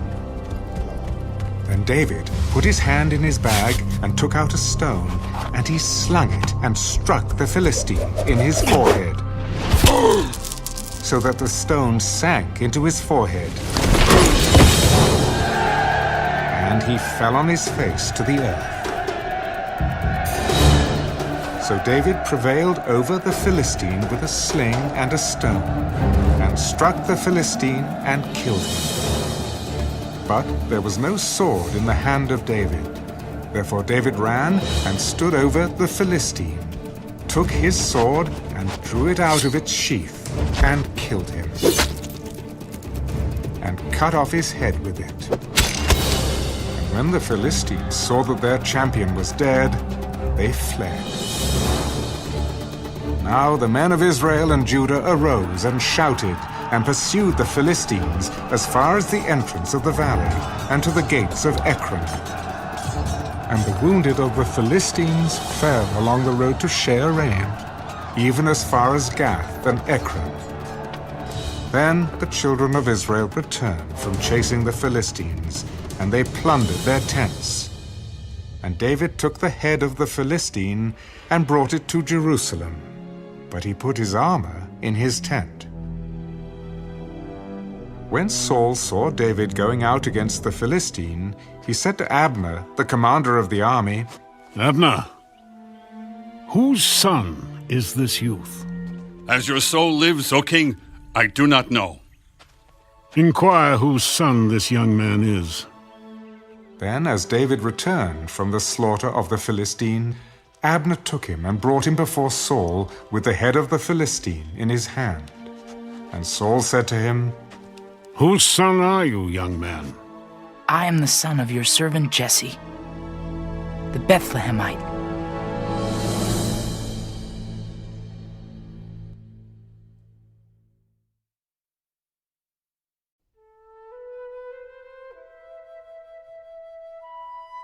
Now when he had finished speaking to Saul, the soul of Jonathan was knit to the soul of David, and Jonathan loved him as his own soul. Saul took him that day and would not let him go home to his father's house any more. Then Jonathan and David made a covenant, because he loved him as his own soul. And Jonathan took off the robe that was on him and gave it to David, with his armor, even to his sword and his bow and his belt. So David went out wherever Saul sent him, and behaved wisely. And Saul set him over the men of war, and he was accepted in the sight of all the people, and also in the sight of Saul's servants. Now it had happened, as they were coming home, when David was returning from the slaughter of the Philistine, that the women had come out of all the cities of Israel, singing and dancing to meet King Saul, with tambourines, with joy, and with musical instruments. So the women sang as they danced, and said, Saul has slain his thousands, and David his 10,000s. Then Saul was very angry, and the saying displeased him. They have ascribed to David 10,000s, and to me they have ascribed only thousands. Now what more can he have but the kingdom? So Saul eyed David from that day forward. And it happened on the next day that the distressing spirit from God came upon Saul, and he prophesied inside the house. So David played music with his hand, as at other times. But there was a spear in Saul's hand, and Saul cast the spear, for he said, I will pin David to the wall. But David escaped his presence twice. Now Saul was afraid of David, because the Lord was with him, but had departed from Saul. Therefore Saul removed him from his presence, and made him his captain over 1,000. And he went out and came in before the people. And David behaved wisely in all his ways, and the Lord was with him. Therefore, when Saul saw that he behaved very wisely, he was afraid of him. But all Israel and Judah loved David, because he went out and came in before them. Then Saul said to David, Here is my older daughter, Merab. I will give her to you as a wife. Only be valiant for me, and fight the Lord's battles. For Saul thought, Let my hand not be against him, but let the hand of the Philistines be against him. So David said to Saul, Who am I? And what is my life or my father's family in Israel, that I should be son-in-law to the king? But it happened at the time when Merab, Saul's daughter, should have been given to David, that she was given to Adriel the Meholathite as a wife. Now Michal, Saul's daughter, loved David, and they told Saul, and the thing pleased him. So Saul said, I will give her to him, that she may be a snare to him, and that the hand of the Philistines may be against him. Therefore Saul said to David a second time, You shall be my son-in-law today. And Saul commanded his servants, Communicate with David secretly and say, Look, the king has delight in you, and all his servants love you. Now therefore, become the king's son-in-law. So Saul's servants spoke those words in the hearing of David. And David said, Does it seem to you a light thing to be a king's son-in-law, seeing I am a poor and lightly esteemed man? And the servants of Saul told him, In this manner David spoke. Thus you shall say to David, The king does not desire any dowry, but 100 foreskins of the Philistines to take vengeance on the king's enemies. But Saul thought to make David fall by the hand of the Philistines. So when his servants told David these words, it pleased David well to become the king's son-in-law. Now the days had not expired.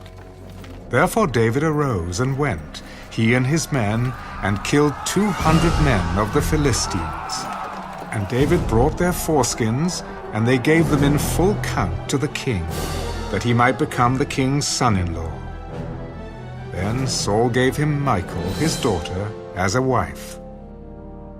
Thus Saul saw and knew that the Lord was with David, and that Michal, Saul's daughter, loved him. And Saul was still more afraid of David. So Saul became David's enemy continually. Then the princes of the Philistines went out to war. And so it was, whenever they went out, that David behaved more wisely than all the servants of Saul, so that his name became highly esteemed.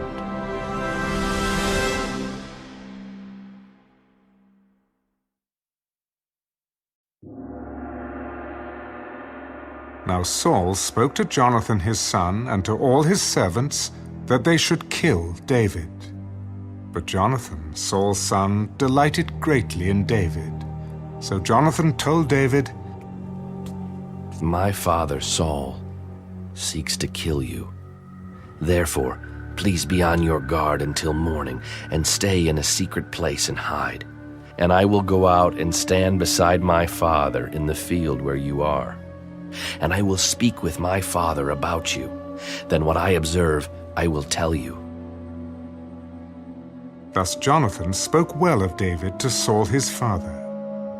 "Let not the king sin against his servant, against David, because he has not sinned against you, and because his works have been very good toward you. For he took his life in his hands and killed the Philistine, and the Lord brought about a great deliverance for all Israel. You saw it and rejoiced.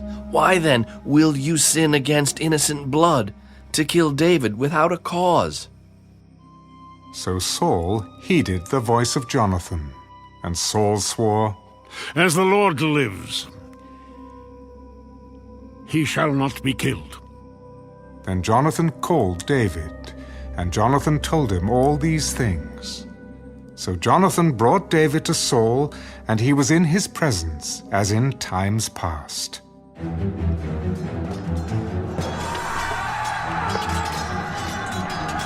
And there was war again. And David went out and fought with the Philistines, and struck them with a mighty blow, and they fled from him. Now the distressing spirit from the Lord came upon Saul as he sat in his house with his spear in his hand. And David was playing music with his hand. Then Saul sought to pin David to the wall with the spear, but he slipped away from Saul's presence, and he drove the spear into the wall. So David fled and escaped that night. Saul also sent messengers to David's house to watch him and to kill him in the morning. And Michal, David's wife, told him, "If you do not save your life tonight, tomorrow you will be killed." So Michal let David down through a window, and he went and fled and escaped. And Michal took an image and laid it in the bed, put a cover of goat's hair for his head, and covered it with clothes. So when Saul sent messengers to take David, she said, "He is sick." Then Saul sent the messengers back to see David. "Bring him up to me in the bed, that I may kill him." And when the messengers had come in, there was the image in the bed, with a cover of goat's hair for his head. Then Saul said to Michal, "Why have you deceived me like this, and sent my enemy away, so that he has escaped?" He said to me, "Let me go. Why should I kill you?" So David fled and escaped, and went to Samuel at Ramah, and told him all that Saul had done to him. And he and Samuel went and stayed in Naioth. Now it was told Saul, "Take note, David is at Naioth in Ramah." Then Saul sent messengers to take David. And when they saw the group of prophets prophesying, and Samuel standing as leader over them, the Spirit of God came upon the messengers of Saul, and they also prophesied. And when Saul was told, he sent other messengers, and they prophesied likewise. Then Saul sent messengers again the third time, and they prophesied also. Then he also went to Ramah, and came to the great well that is at Secul. So he asked, "Where are Samuel and David?" And someone said, "Indeed, they are at Naioth in Ramah." So he went there to Naioth in Ramah. Then the Spirit of God was upon him also, and he went on and prophesied until he came to Naioth in Ramah. And he also stripped off his clothes, and prophesied before Samuel in like manner, and lay down naked all that day and all that night. Therefore they say, "Is Saul also among the prophets?"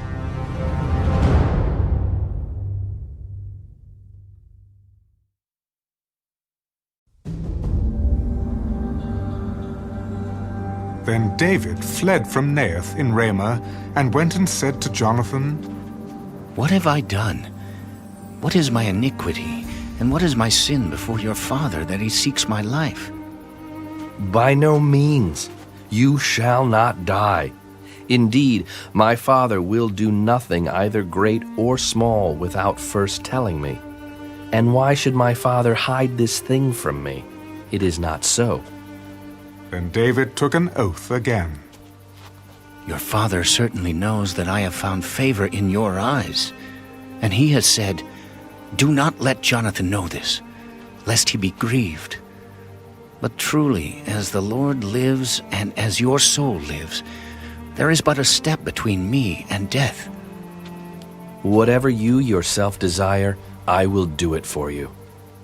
Indeed, tomorrow is the new moon, and I should not fail to sit with the king to eat. But let me go, that I may hide in the field until the third day at evening. If your father misses me at all, then say, David earnestly asked permission of me that he might run over to Bethlehem, his city, for there is a yearly sacrifice there for all the family. If he says thus, it is well, your servant will be safe. But if he is very angry, be sure that evil is determined by him. Therefore you shall deal kindly with your servant, for you have brought your servant into a covenant of the Lord with you. Nevertheless, if there is iniquity in me, kill me yourself. For why should you bring me to your father? Far be it from you. For if I knew certainly that evil was determined by my father to come upon you, then would I not tell you? Who will tell me? Or what if your father answers you roughly? Come, let us go out into the field. So both of them went out into the field. Then Jonathan said to David, The Lord God of Israel is witness. When I have sounded out my father sometime tomorrow, or the third day, and indeed there is good toward David, and I do not send to you and tell you, may the Lord do so and much more to Jonathan. But if it pleases my father to do you evil, then I will report it to you and send you away, that you may go in safety. And the Lord be with you as he has been with my father. And you shall not only show me the kindness of the Lord while I still live, that I may not die, but you shall not cut off your kindness from my house forever. No, not when the Lord has cut off every one of the enemies of David from the face of the earth. So Jonathan made a covenant with the house of David. Let the Lord require it at the hand of David's enemies. Now Jonathan again caused David to vow, because he loved him, for he loved him as he loved his own soul. Then Jonathan said to David, Tomorrow is the new moon, and you will be missed, because your seat will be empty. And when you have stayed 3 days, go down quickly and come to the place where you hid on the day of the deed, and remain by the stone Esau. Then I will shoot 3 arrows to the side, as though I shot at a target. And there I will send a lad, saying, Go find the arrows. If I expressly say to the lad, Look, the arrows are on this side of you, get them and come. Then, as the Lord lives, there is safety for you and no harm. But if I say thus to the young man, Look, the arrows are beyond you, go your way, for the Lord has sent you away. And as for the matter which you and I have spoken of, indeed, the Lord be between you and me forever. Then David hid in the field, and when the new moon had come, the king sat down to eat the feast. Now the king sat on his seat, as at other times, on a seat by the wall. And Jonathan arose, and Abner sat by Saul's side, but David's place was empty. Nevertheless, Saul did not say anything that day, for he thought, Something has happened to him. He is unclean. Surely he is unclean. And it happened the next day, the second day of the month, that David's place was empty. And Saul said to Jonathan his son, Why has the son of Jesse not come to eat, either yesterday or today? David earnestly asked permission of me to go to Bethlehem. And he said, Please let me go, for our family has a sacrifice in the city, and my brother has commanded me to be there. And now, if I have found favor in your eyes, please let me get away and see my brothers. Therefore, he has not come to the king's table." Then Saul's anger was aroused against Jonathan, and he said to him, "You son of a perverse, rebellious woman! Do I not know that you have chosen the son of Jesse, to your own shame and to the shame of your mother's nakedness? For as long as the son of Jesse lives on the earth, you shall not be established, nor your kingdom. Now therefore send and bring him to me, for he shall surely die." "Why should he be killed? What has he done?" Then Saul cast a spear at him to kill him, by which Jonathan knew that it was determined by his father to kill David. So Jonathan arose from the table in fierce anger, and ate no food the 2nd day of the month, for he was grieved for David, because his father had treated him shamefully. And so it was, in the morning, that Jonathan went out into the field at the time appointed with David, and a little lad was with him. Then he said to his lad, "Now run, find the arrows which I shoot."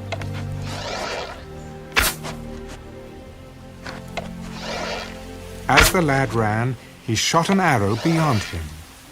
When the lad had come to the place where the arrow was, which Jonathan had shot, Jonathan cried out after the lad and said, "Is not the arrow beyond you? Make haste, hurry, do not delay." So Jonathan's lad gathered up the arrows and came back to his master. But the lad did not know anything. Only Jonathan and David knew of the matter. Then Jonathan gave his weapon to his lad and said to him, "Go, carry them to the city." As soon as the lad had gone, David arose from a place toward the south, fell on his face to the ground, and bowed down 3 times. And they kissed one another, and they wept together, but David more so. Then Jonathan said to David, "Go in peace, since we have both sworn in the name of the Lord, saying, 'May the Lord be between you and me, and between your descendants and my descendants forever.'" So he arose and departed, and Jonathan went into the city.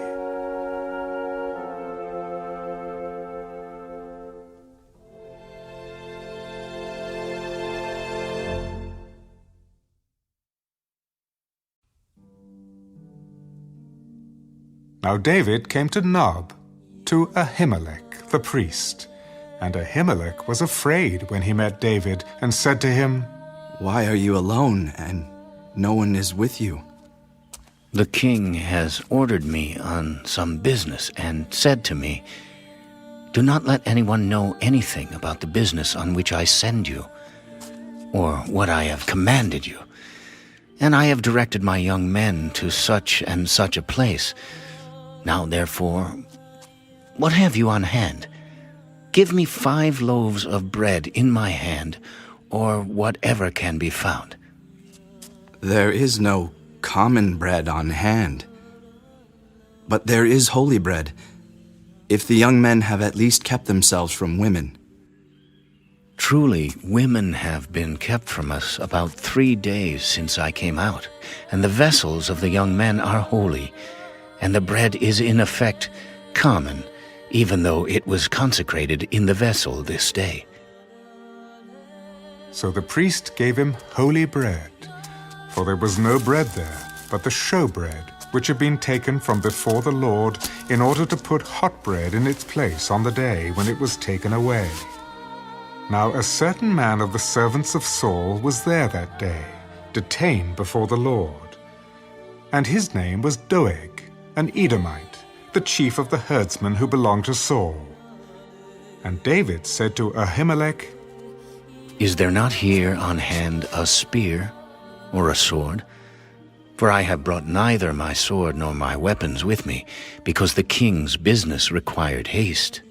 The sword of Goliath the Philistine, whom you killed in the valley of Elah. There it is, wrapped in a cloth behind the ephod.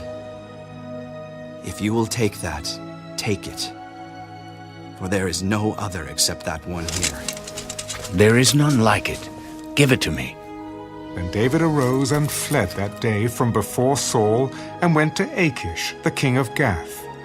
And the servants of Achish said to him, Is this not David, the king of the land? Did they not sing of him to one another in dances, saying, Saul has slain his thousands, and David his 10,000s?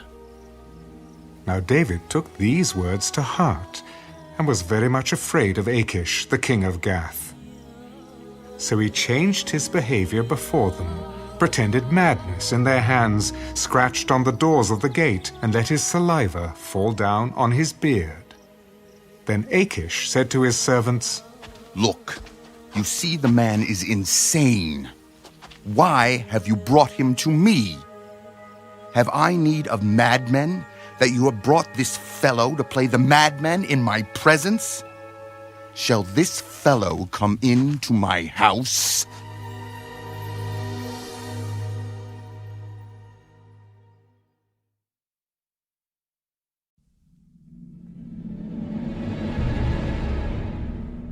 David therefore departed from there, and escaped to the cave of Adullam. So when his brothers and all his father's house heard it, they went down there to him. And everyone who was in distress, everyone who was in debt, and everyone who was discontented gathered to him. So he became captain over them, and there were about 400 men with him. Then David went from there to Mizpah of Moab, and he said to the king of Moab, Please, let my father and mother come here with you, till I know what God will do for me. So he brought them before the king of Moab, and they dwelt with him all the time that David was in the stronghold. Now the prophet Gad said to David, Do not stay in the stronghold. Depart, and go to the land of Judah. So David departed, and went into the forest of Hereth. When Saul heard that David and the men who were with him had been discovered, now Saul was staying in Gibeah, under a tamarisk tree in Ramah, with his spear in his hand, and all his servants standing about him. Then Saul said to his servants who stood about him, Hear now, you Benjamites. Will the son of Jesse give every one of you fields and vineyards, and make you all captains of thousands and captains of hundreds? All of you have conspired against me, and there is no one who reveals to me that my son has made a covenant with the son of Jesse. And there is not one of you who is sorry for me, or reveals to me that my son has stirred up my servant against me to lie in wait, as it is this day. Then answered Doeg the Edomite, who was set over the servants of Saul. I saw the son of Jesse going to Nob, to Ahimelech the son of Ahitub, and he inquired of the Lord for him, gave him provisions, and gave him the sword of Goliath the Philistine. So the king sent to call Ahimelech the priest, the son of Ahitub, and all his father's house, the priests who were in Nob. And they all came to the king. And Saul said, Hear now, son of Ahitub. Here I am, my lord. Why have you conspired against me, you and the son of Jesse, in that you have given him bread and a sword, and have inquired of God for him, that he should rise against me to lie in wait, as it is this day? And who among all your servants is as faithful as David, who is the king's son-in-law, who goes at your bidding and is honorable in your house? Did I then begin to inquire of God for him? Far be it from me. Let not the king impute anything to his servant, or to any in the house of my father. For your servant knew nothing of all this, little or much. You shall surely die, Ahimelech. You and all your father's house. Then the king said to the guards who stood about him, Turn and kill the priests of the Lord, because their hand also is with David, and because they knew when he fled and did not tell it to me. But the servants of the king would not lift their hands to strike the priests of the Lord. And the king said to Doeg, You! Turn and kill the priests!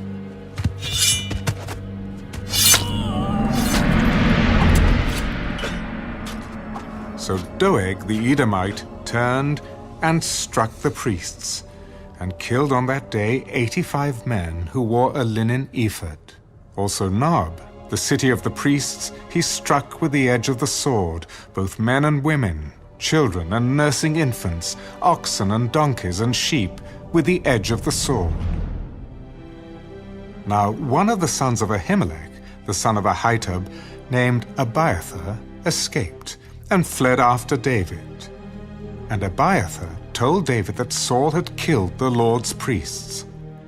So David said to Abiathar, I knew that day when Doeg the Edomite was there, that he would surely tell Saul, I have caused the death of all the persons of your father's house. Stay with me. Do not fear. For he who seeks my life seeks your life, but with me you shall be safe.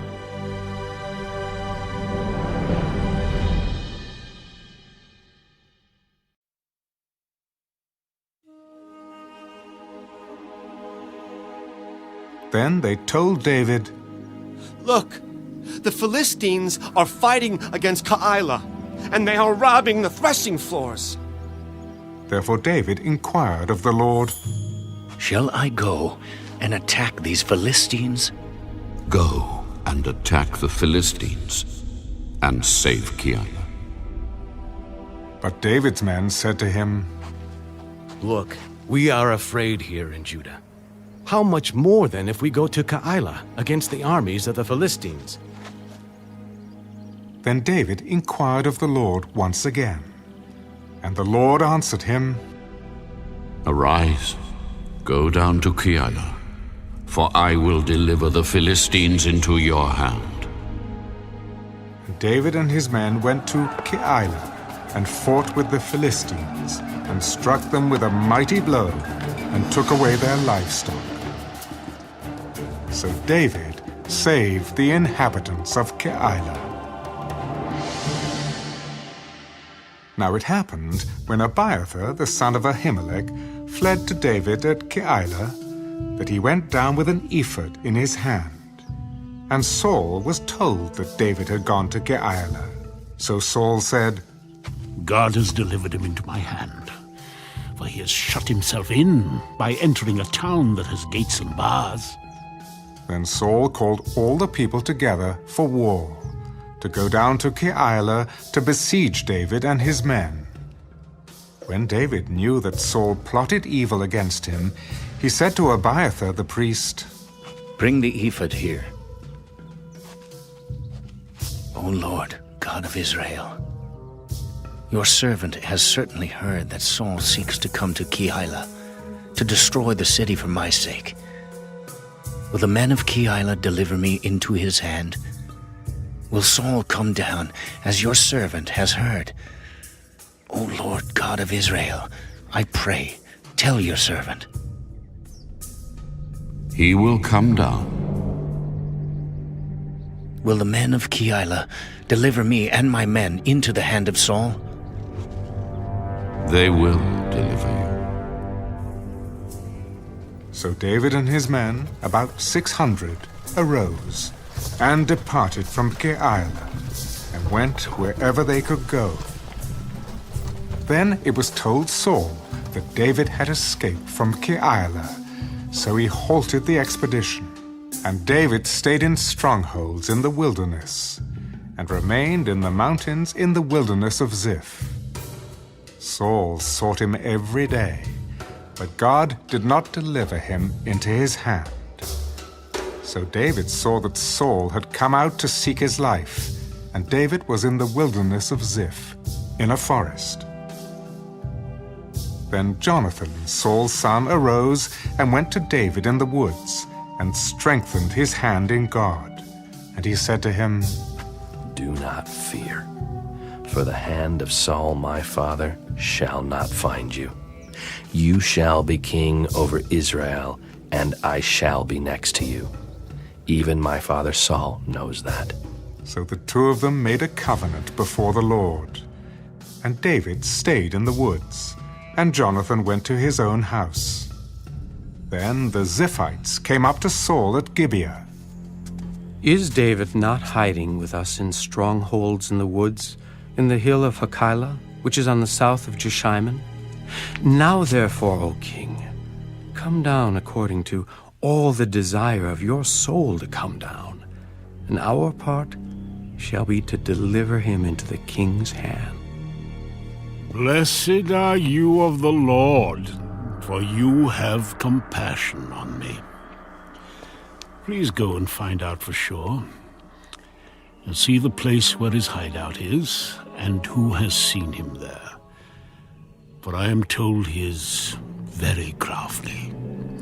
See therefore, and take knowledge of all the lurking places where he hides, and come back to me with certainty, and I will go with you. And it shall be, if he is in the land, that I will search for him throughout all the clans of Judah. So they arose and went to Ziph before Saul. But David and his men were in the wilderness of Maon, in the plain on the south of Jeshimon. When Saul and his men went to seek him, they told David. Therefore he went down to the rock, and stayed in the wilderness of Maon. And when Saul heard that, he pursued David in the wilderness of Maon. Then Saul went on one side of the mountain, and David and his men on the other side of the mountain. So David made haste to get away from Saul, for Saul and his men were encircling David and his men to take them. But a messenger came to Saul. Hurry and come, for the Philistines have invaded the land. Therefore Saul returned from pursuing David, and went against the Philistines. So they called that place the Rock of Escape. Then David went up from there, and dwelt in strongholds at En-gedi.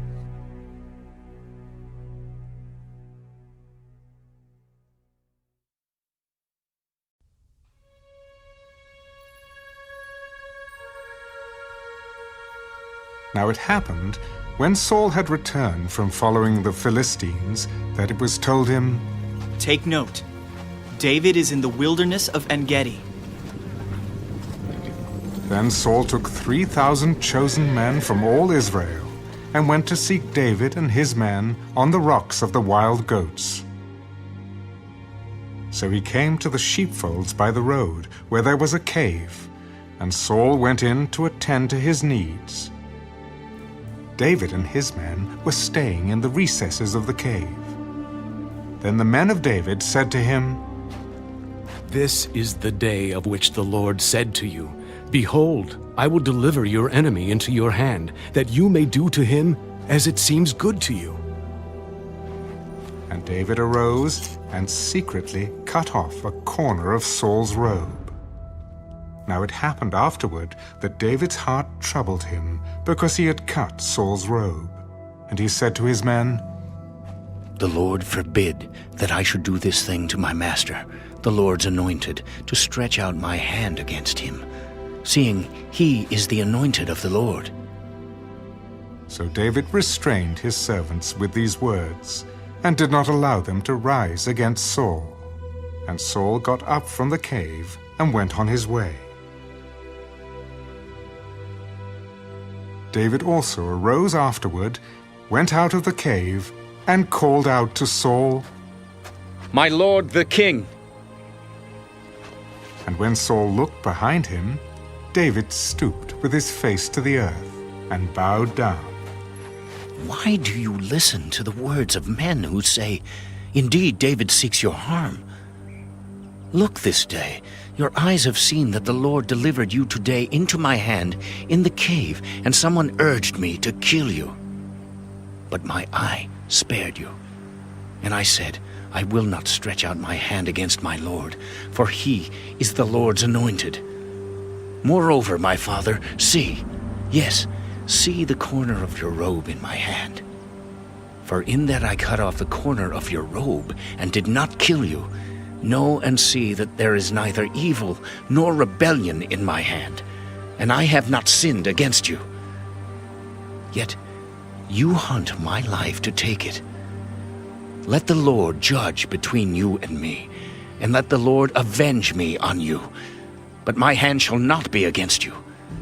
As the proverb of the ancients says, wickedness proceeds from the wicked, but my hand shall not be against you. After whom has the king of Israel come out? Whom do you pursue? A dead dog? A flea?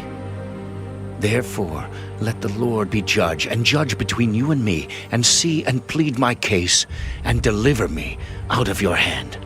So it was, when David had finished speaking these words to Saul, that Saul said, Is this your voice, my son, David? And Saul lifted up his voice and wept. Oh, you are more righteous than I am. For you have rewarded me with good, whereas I have rewarded you with evil. And you have shown this day how you have dealt well with me. For when the Lord delivered me into your hand, you did not kill me. For if a man finds his enemy, will he let him get away safely? Therefore may the Lord reward you with good for what you have done to me this day. And now I know indeed that you shall surely be king, and that the kingdom of Israel shall be established in your hand. Therefore swear now to me, by the Lord, that you will not cut off my descendants after me, and that you will not destroy my name from my father's house. So David swore to Saul, and Saul went home. But David and his men went up to the stronghold.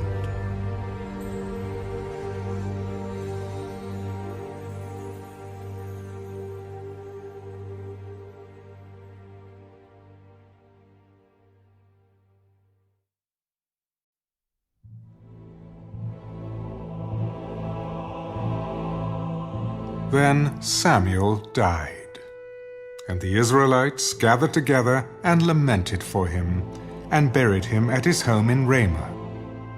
And David arose and went down to the wilderness of Paran.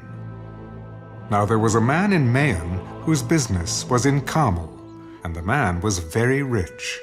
He had 3,000 sheep and 1,000 goats, and he was shearing his sheep in Carmel.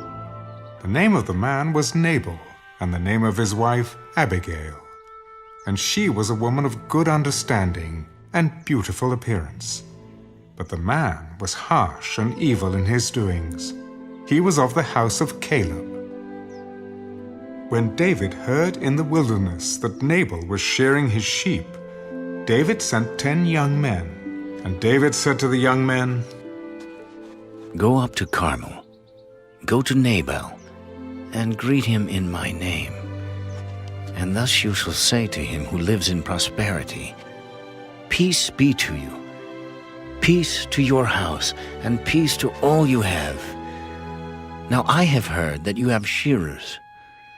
Your shepherds were with us, and we did not hurt them, nor was there anything missing from them all the while they were in Carmel. Ask your young men, and they will tell you. Therefore let my young men find favor in your eyes, for we come on a feast day. Please give whatever comes to your hand, to your servants, and to your son David. So when David's young men came, they spoke to Nabal according to all these words in the name of David, and waited. Then Nabal answered David's servants, Who is David, and who is the son of Jesse? There are many servants nowadays who break away, each one from his master.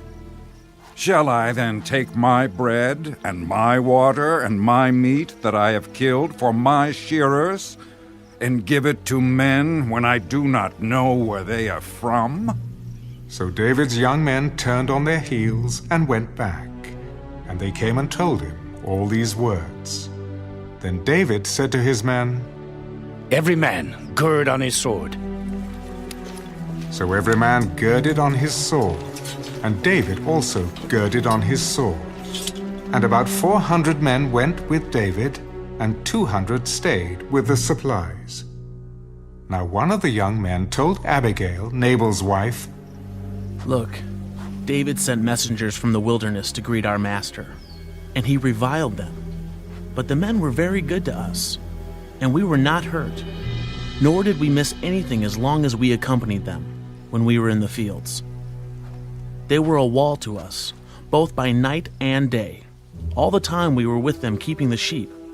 Now, therefore, know and consider what you will do. For harm is determined against our master and against all his household, for he is such a scoundrel that one cannot speak to him.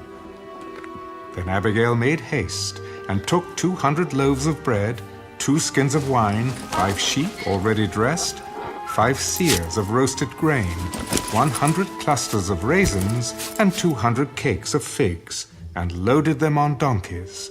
And she said to her servants, Go on before me. See, I am coming after you. But she did not tell her husband, Nabal.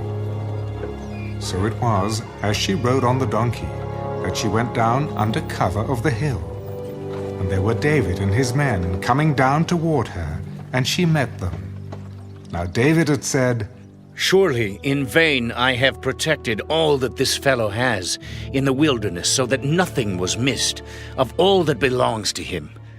And he has repaid me evil for good.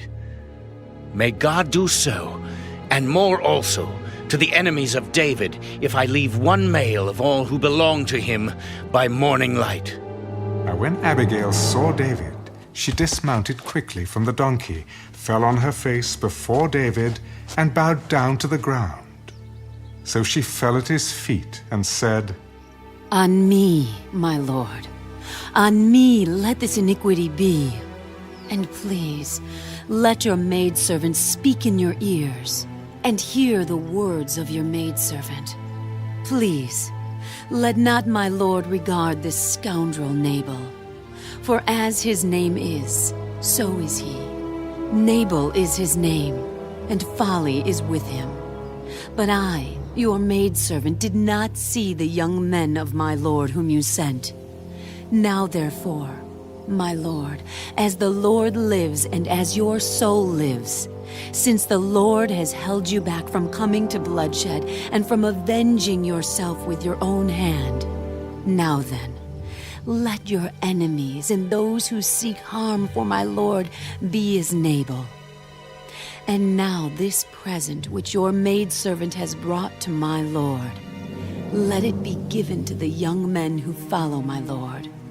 Please forgive the trespass of your maidservant, for the Lord will certainly make for my lord an enduring house, because my lord fights the battles of the Lord, and evil is not found in you throughout your days. Yet a man has risen to pursue you and seek your life. But the life of my lord shall be bound in the bundle of the living with the Lord your God, and the lives of your enemies he shall sling out as from the pocket of a sling. And it shall come to pass, when the Lord has done for my lord according to all the good that he has spoken concerning you, and has appointed you ruler over Israel, that this will be no grief to you, nor offense of heart to my lord, either that you have shed blood without cause, or that my lord has avenged himself. But when the Lord has dealt well with my lord, then remember your maidservant. Blessed is the Lord God of Israel, who sent you this day to meet me.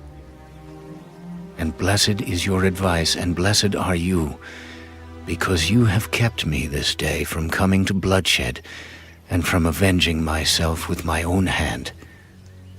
For indeed, as the Lord God of Israel lives, who has kept me back from hurting you, unless you had hurried and come to meet me, surely by morning light no males would have been left to Nabal.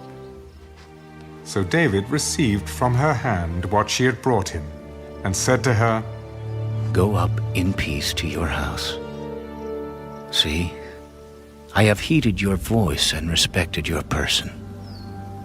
Now Abigail went to Nabal, and there he was, holding a feast in his house, like the feast of a king. And Nabal's heart was merry within him, for he was very drunk. Therefore she told him nothing, little or much, until morning light. So it was in the morning, when the wine had gone from Nabal, and his wife had told him these things, that his heart died within him, and he became like a stone. Then it happened, after about 10 days, that the Lord struck Nabal, and he died. So when David heard that Nabal was dead, he said, Blessed be the Lord, who has pleaded the cause of my reproach from the hand of Nabal, and has kept his servant from evil. For the Lord has returned the wickedness of Nabal on his own head.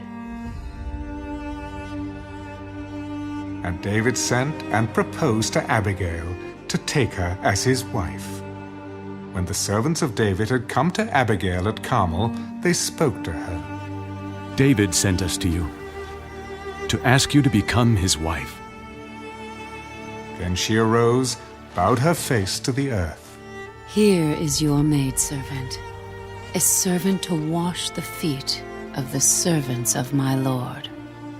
So Abigail rose in haste and rode on a donkey, attended by 5 of her maidens. And she followed the messengers of David and became his wife. David also took Ahinoam of Jezreel, and so both of them were his wives. But Saul had given Michal his daughter, David's wife, to Paltai, the son of Laish, who was from Galim.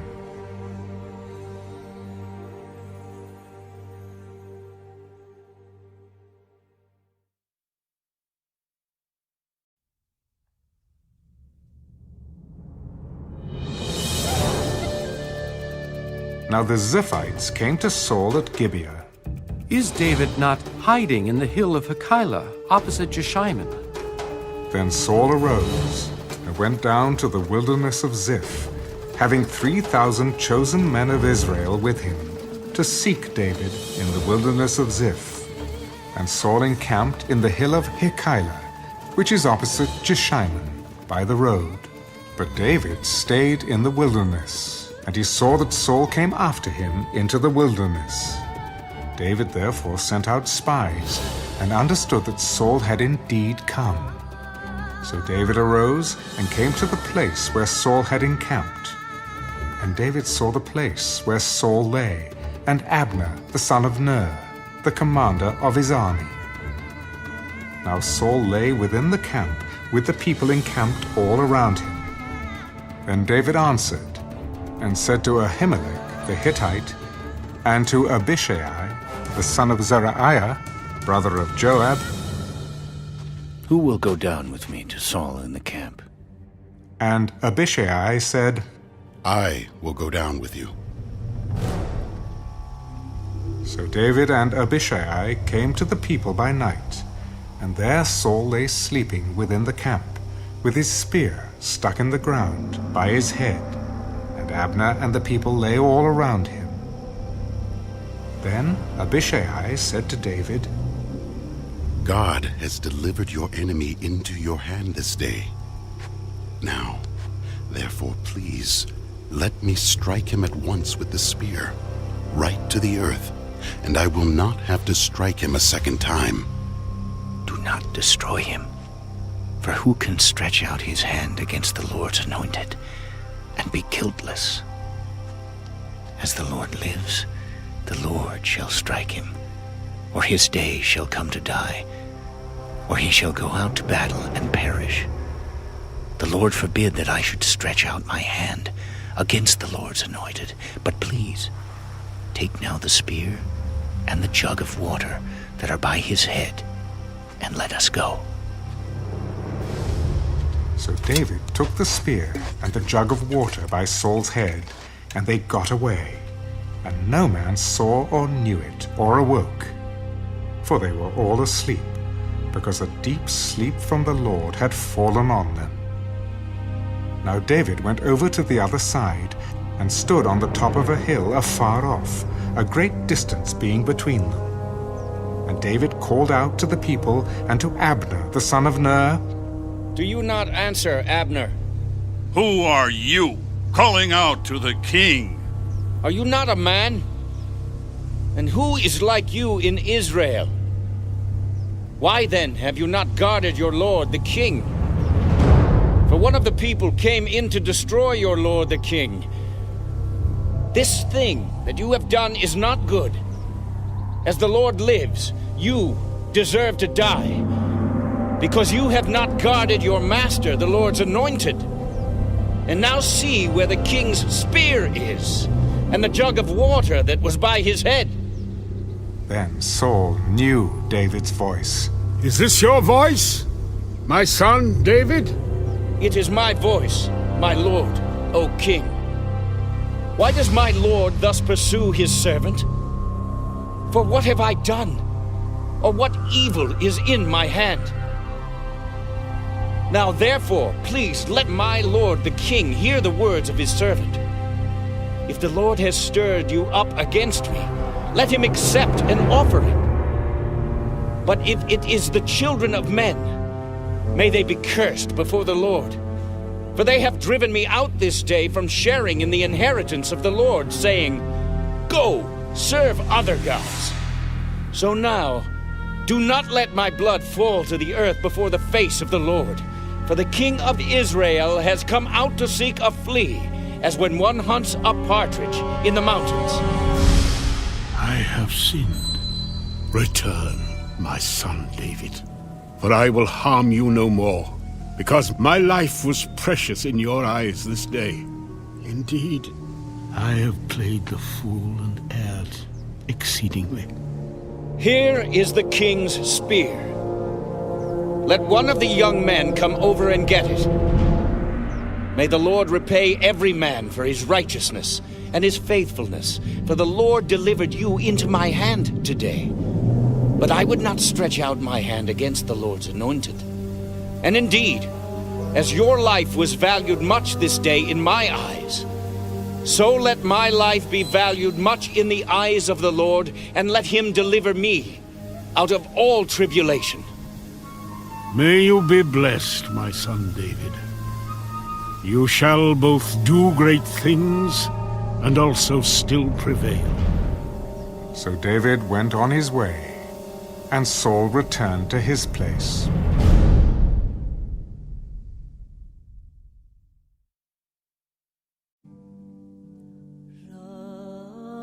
And David said in his heart, "Now I shall perish someday by the hand of Saul.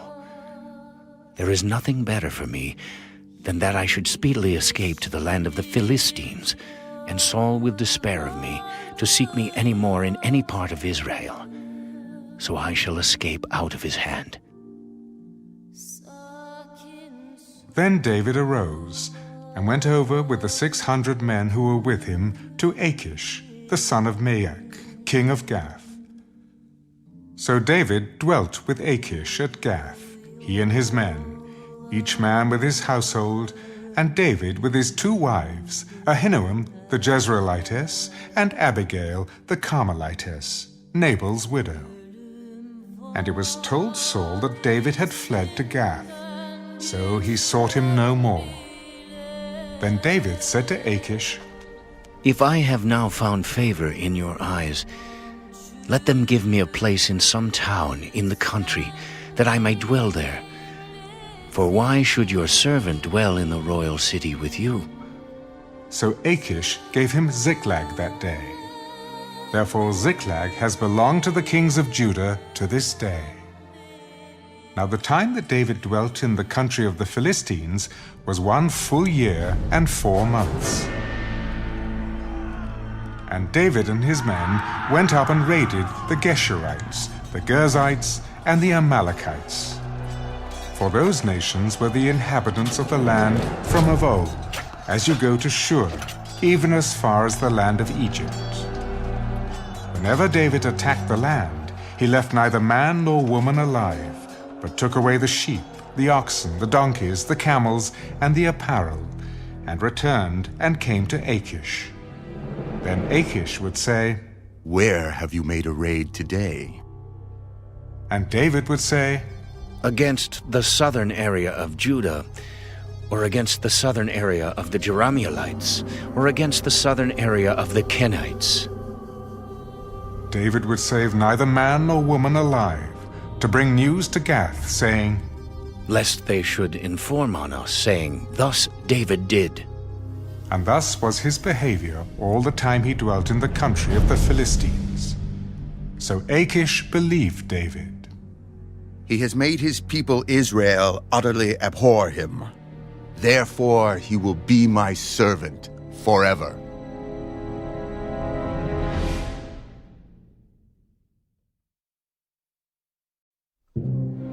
Now it happened in those days that the Philistines gathered their armies together for war, to fight with Israel. And Achish said to David, "You assuredly know that you will go out with me to battle, you and your men." "Surely you know what your servant can do." "Therefore, I will make you one of my chief guardians, forever." Now Samuel had died, and all Israel had lamented for him, and buried him in Ramah, in his own city. And Saul had put the mediums and the spiritists out of the land. Then the Philistines gathered together and came and encamped at Shunem. So Saul gathered all Israel together, and they encamped at Gilboa. When Saul saw the army of the Philistines, he was afraid, and his heart trembled greatly. And when Saul inquired of the Lord did not answer him, either by dreams, or by Urim, or by the prophets. Then Saul said to his servants, "Find me a woman who is a medium, that I may go to her and inquire of her." In fact, there is a woman who is a medium at Endor. So Saul disguised himself, and put on other clothes. And he went, and 2 men with him, and they came to the woman by night. "Please conduct a seance for me, and bring up for me the one I shall name to you." Look, you know what Saul has done, how he has cut off the mediums and the spiritists from the land.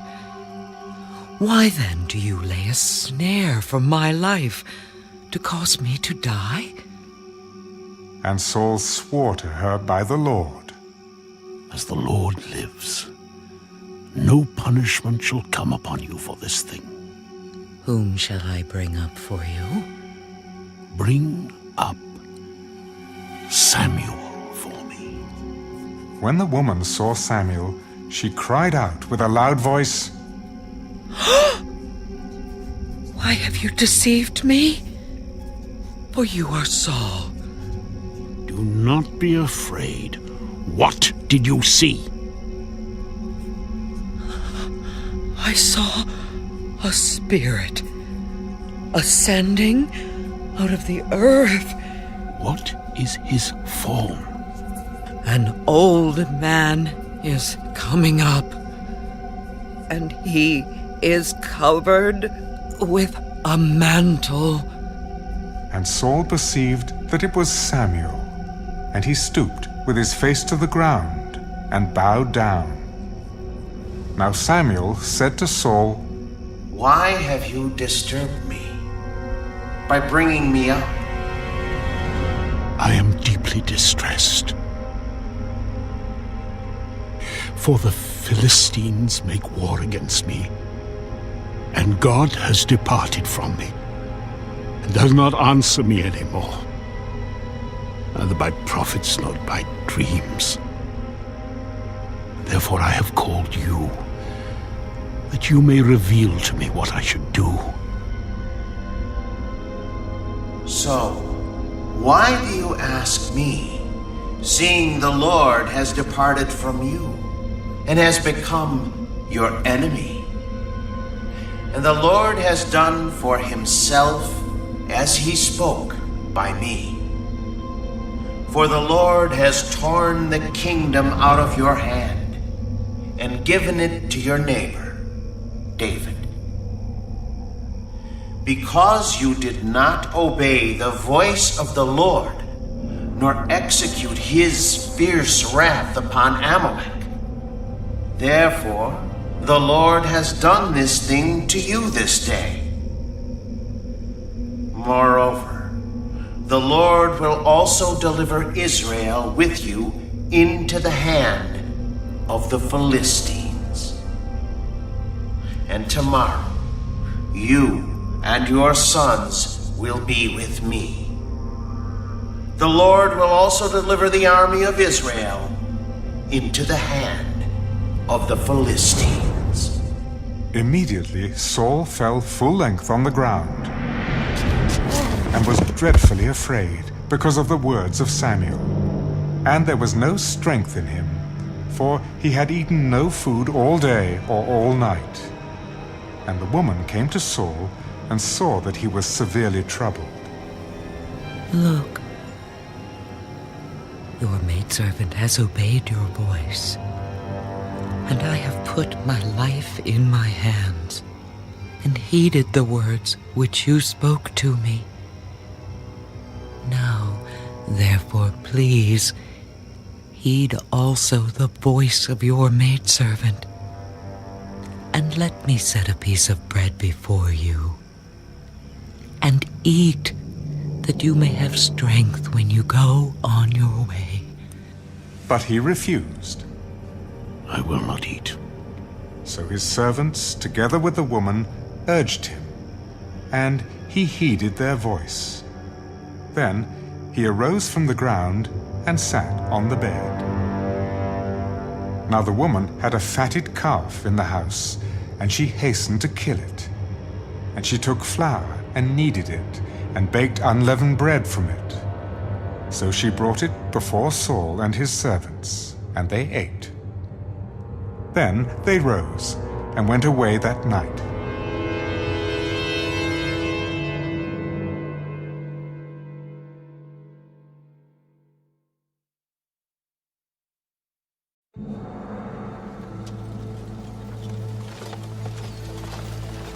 Then the Philistines gathered together all their armies at Aphek, and the Israelites encamped by a fountain which is in Jezreel. And the lords of the Philistines passed in review by hundreds and by thousands. But David and his men passed in review at the rear with Achish. Then the princes of the Philistines said, "What are these Hebrews doing here?" And Achish said to the princes of the Philistines, Is this not David, the servant of Saul, king of Israel, who has been with me these days or these years? And to this day I have found no fault in him since he defected to me. But the princes of the Philistines were angry with him. So the princes of the Philistines said to him, "Make this fellow return, that he may go back to the place which you have appointed for him, and do not let him go down with us to battle, lest in the battle he become our adversary. For with what could he reconcile himself to his master, if not with the heads of these men? Is this not David, of whom they sang to one another in dances, saying, 'Saul has slain his thousands, and David his 10,000s?'" Then Achish called David and said to him, Surely as the Lord lives, you have been upright, and your going out and your coming in with me in the army is good in my sight. For to this day I have not found evil in you since the day of your coming to me. Nevertheless, the lords do not favor you. Therefore return now and go in peace, that you may not displease the lords of the Philistines. But what have I done? And to this day, what have you found in your servant as long as I have been with you, that I may not go and fight against the enemies of my lord the king? I know that you are as good in my sight as an angel of God. Nevertheless, the princes of the Philistines have said, "He shall not go up with us to the battle." Now, therefore, rise early in the morning with your master's servants who have come with you. And as soon as you are up early in the morning and have light, depart. So David and his men rose early to depart in the morning to return to the land of the Philistines. And the Philistines went up to Jezreel.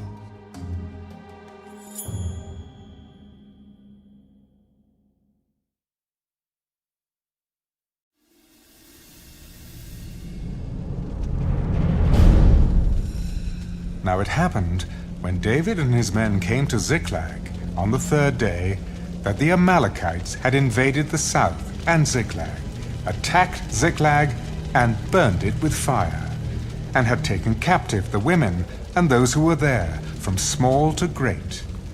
They did not kill anyone, but carried them away and went their way. So David and his men came to the city, and there it was, burned with fire, and their wives, their sons, and their daughters had been taken captive. Then David and the people who were with him lifted up their voices and wept, until they had no more power to weep. And David's two wives, Ahinoam the Jezreelitess, and Abigail the widow of Nabal the Carmelite, had been taken captive. Now David was greatly distressed, for the people spoke of stoning him, because the soul of all the people was grieved, every man for his sons and his daughters. But David strengthened himself in the Lord his God. Then David said to Abiathar the priest, Ahimelech's son, "Please, bring the ephod here to me." And Abiathar brought the ephod to David. So David inquired of the Lord, "Shall I pursue this troop? Shall I overtake them?" Pursue, for you shall surely overtake them, and without fail recover all. So David went, he and the 600 men who were with him, and came to the brook Besor, where those stayed who were left behind. But David pursued, he and 400 men, for 200 stayed behind, who were so weary that they could not cross the brook Besor. Then they found an Egyptian in the field, and brought him to David. And they gave him bread, and he ate, and they let him drink water. And they gave him a piece of a cake of figs, and 2 clusters of raisins. So when he had eaten, his strength came back to him, for he had eaten no bread, nor drunk water for 3 days and 3 nights. Then David said to him, "To whom do you belong, and where are you from?" "I am a young man from Egypt, servant of an Amalekite, and my master left me behind because 3 days ago I fell sick. We made an invasion of the southern area of the Kerethites in the territory which belongs to Judah, and of the southern area of Caleb, and we burned Ziklag with fire." "Can you take me down to this troop?" "Swear to me by God that you will neither kill me nor deliver me into the hands of my master, and I will take you down to this troop." And when he had brought him down, there they were, spread out over all the land, eating and drinking and dancing, because of all the great spoil which they had taken from the land of the Philistines and from the land of Judah. Then David attacked them from twilight until the evening of the next day. Not a man of them escaped, except 400 young men who rode on camels and fled. So David recovered all that the Amalekites had carried away. And David rescued his 2 wives, and nothing of theirs was lacking, either small or great, sons or daughters, spoil, or anything which they had taken from them. David recovered all. Then David took all the flocks and herds they had driven before those other livestock, and said, "This is David's spoil." Now David came to the 200 men who had been so weary that they could not follow David, whom they also had made to stay at the brook Besor. So they went out to meet David, and to meet the people who were with him. And when David came near the people, he greeted them. Then all the wicked and worthless men of those who went with David answered and said, "Because they did not go with us, we will not give them any of the spoil that we have recovered, except for every man's wife and children, that they may lead them away and depart." My brethren, you shall not do so with what the Lord has given us, who has preserved us, and delivered into our hand the troop that came against us. For who will heed you in this matter? But as his part is who goes down to the battle, so shall his part be who stays by the supplies. They shall share alike. So it was from that day forward. He made it a statute and an ordinance for Israel to this day. Now when David came to Ziklag, he sent some of the spoil to the elders of Judah, to his friends, saying, Here is a present for you, from the spoil of the enemies of the Lord. To those who were in Bethel, those who were in Ramoth of the south, those who were in Jeter, those who were in Aroer, those who were in Siphmath, those who were in Eshtemoa, those who were in Rachel, those who were in the cities of the Jerahmeelites, those who were in the cities of the Kenites, those who were in Hormah, those who were in Korashan, those who were in Athak, those who were in Hebron, and to all the places where David himself and his men were accustomed to rove.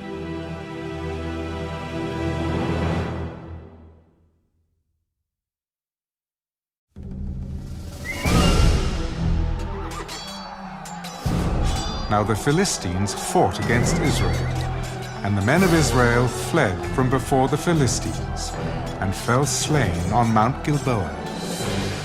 Then the Philistines followed hard after Saul and his sons, and the Philistines killed Jonathan, Abinadab, and Malchishua, Saul's sons.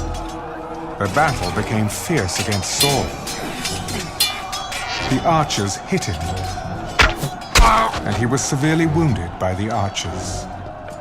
Then Saul said to his armor-bearer,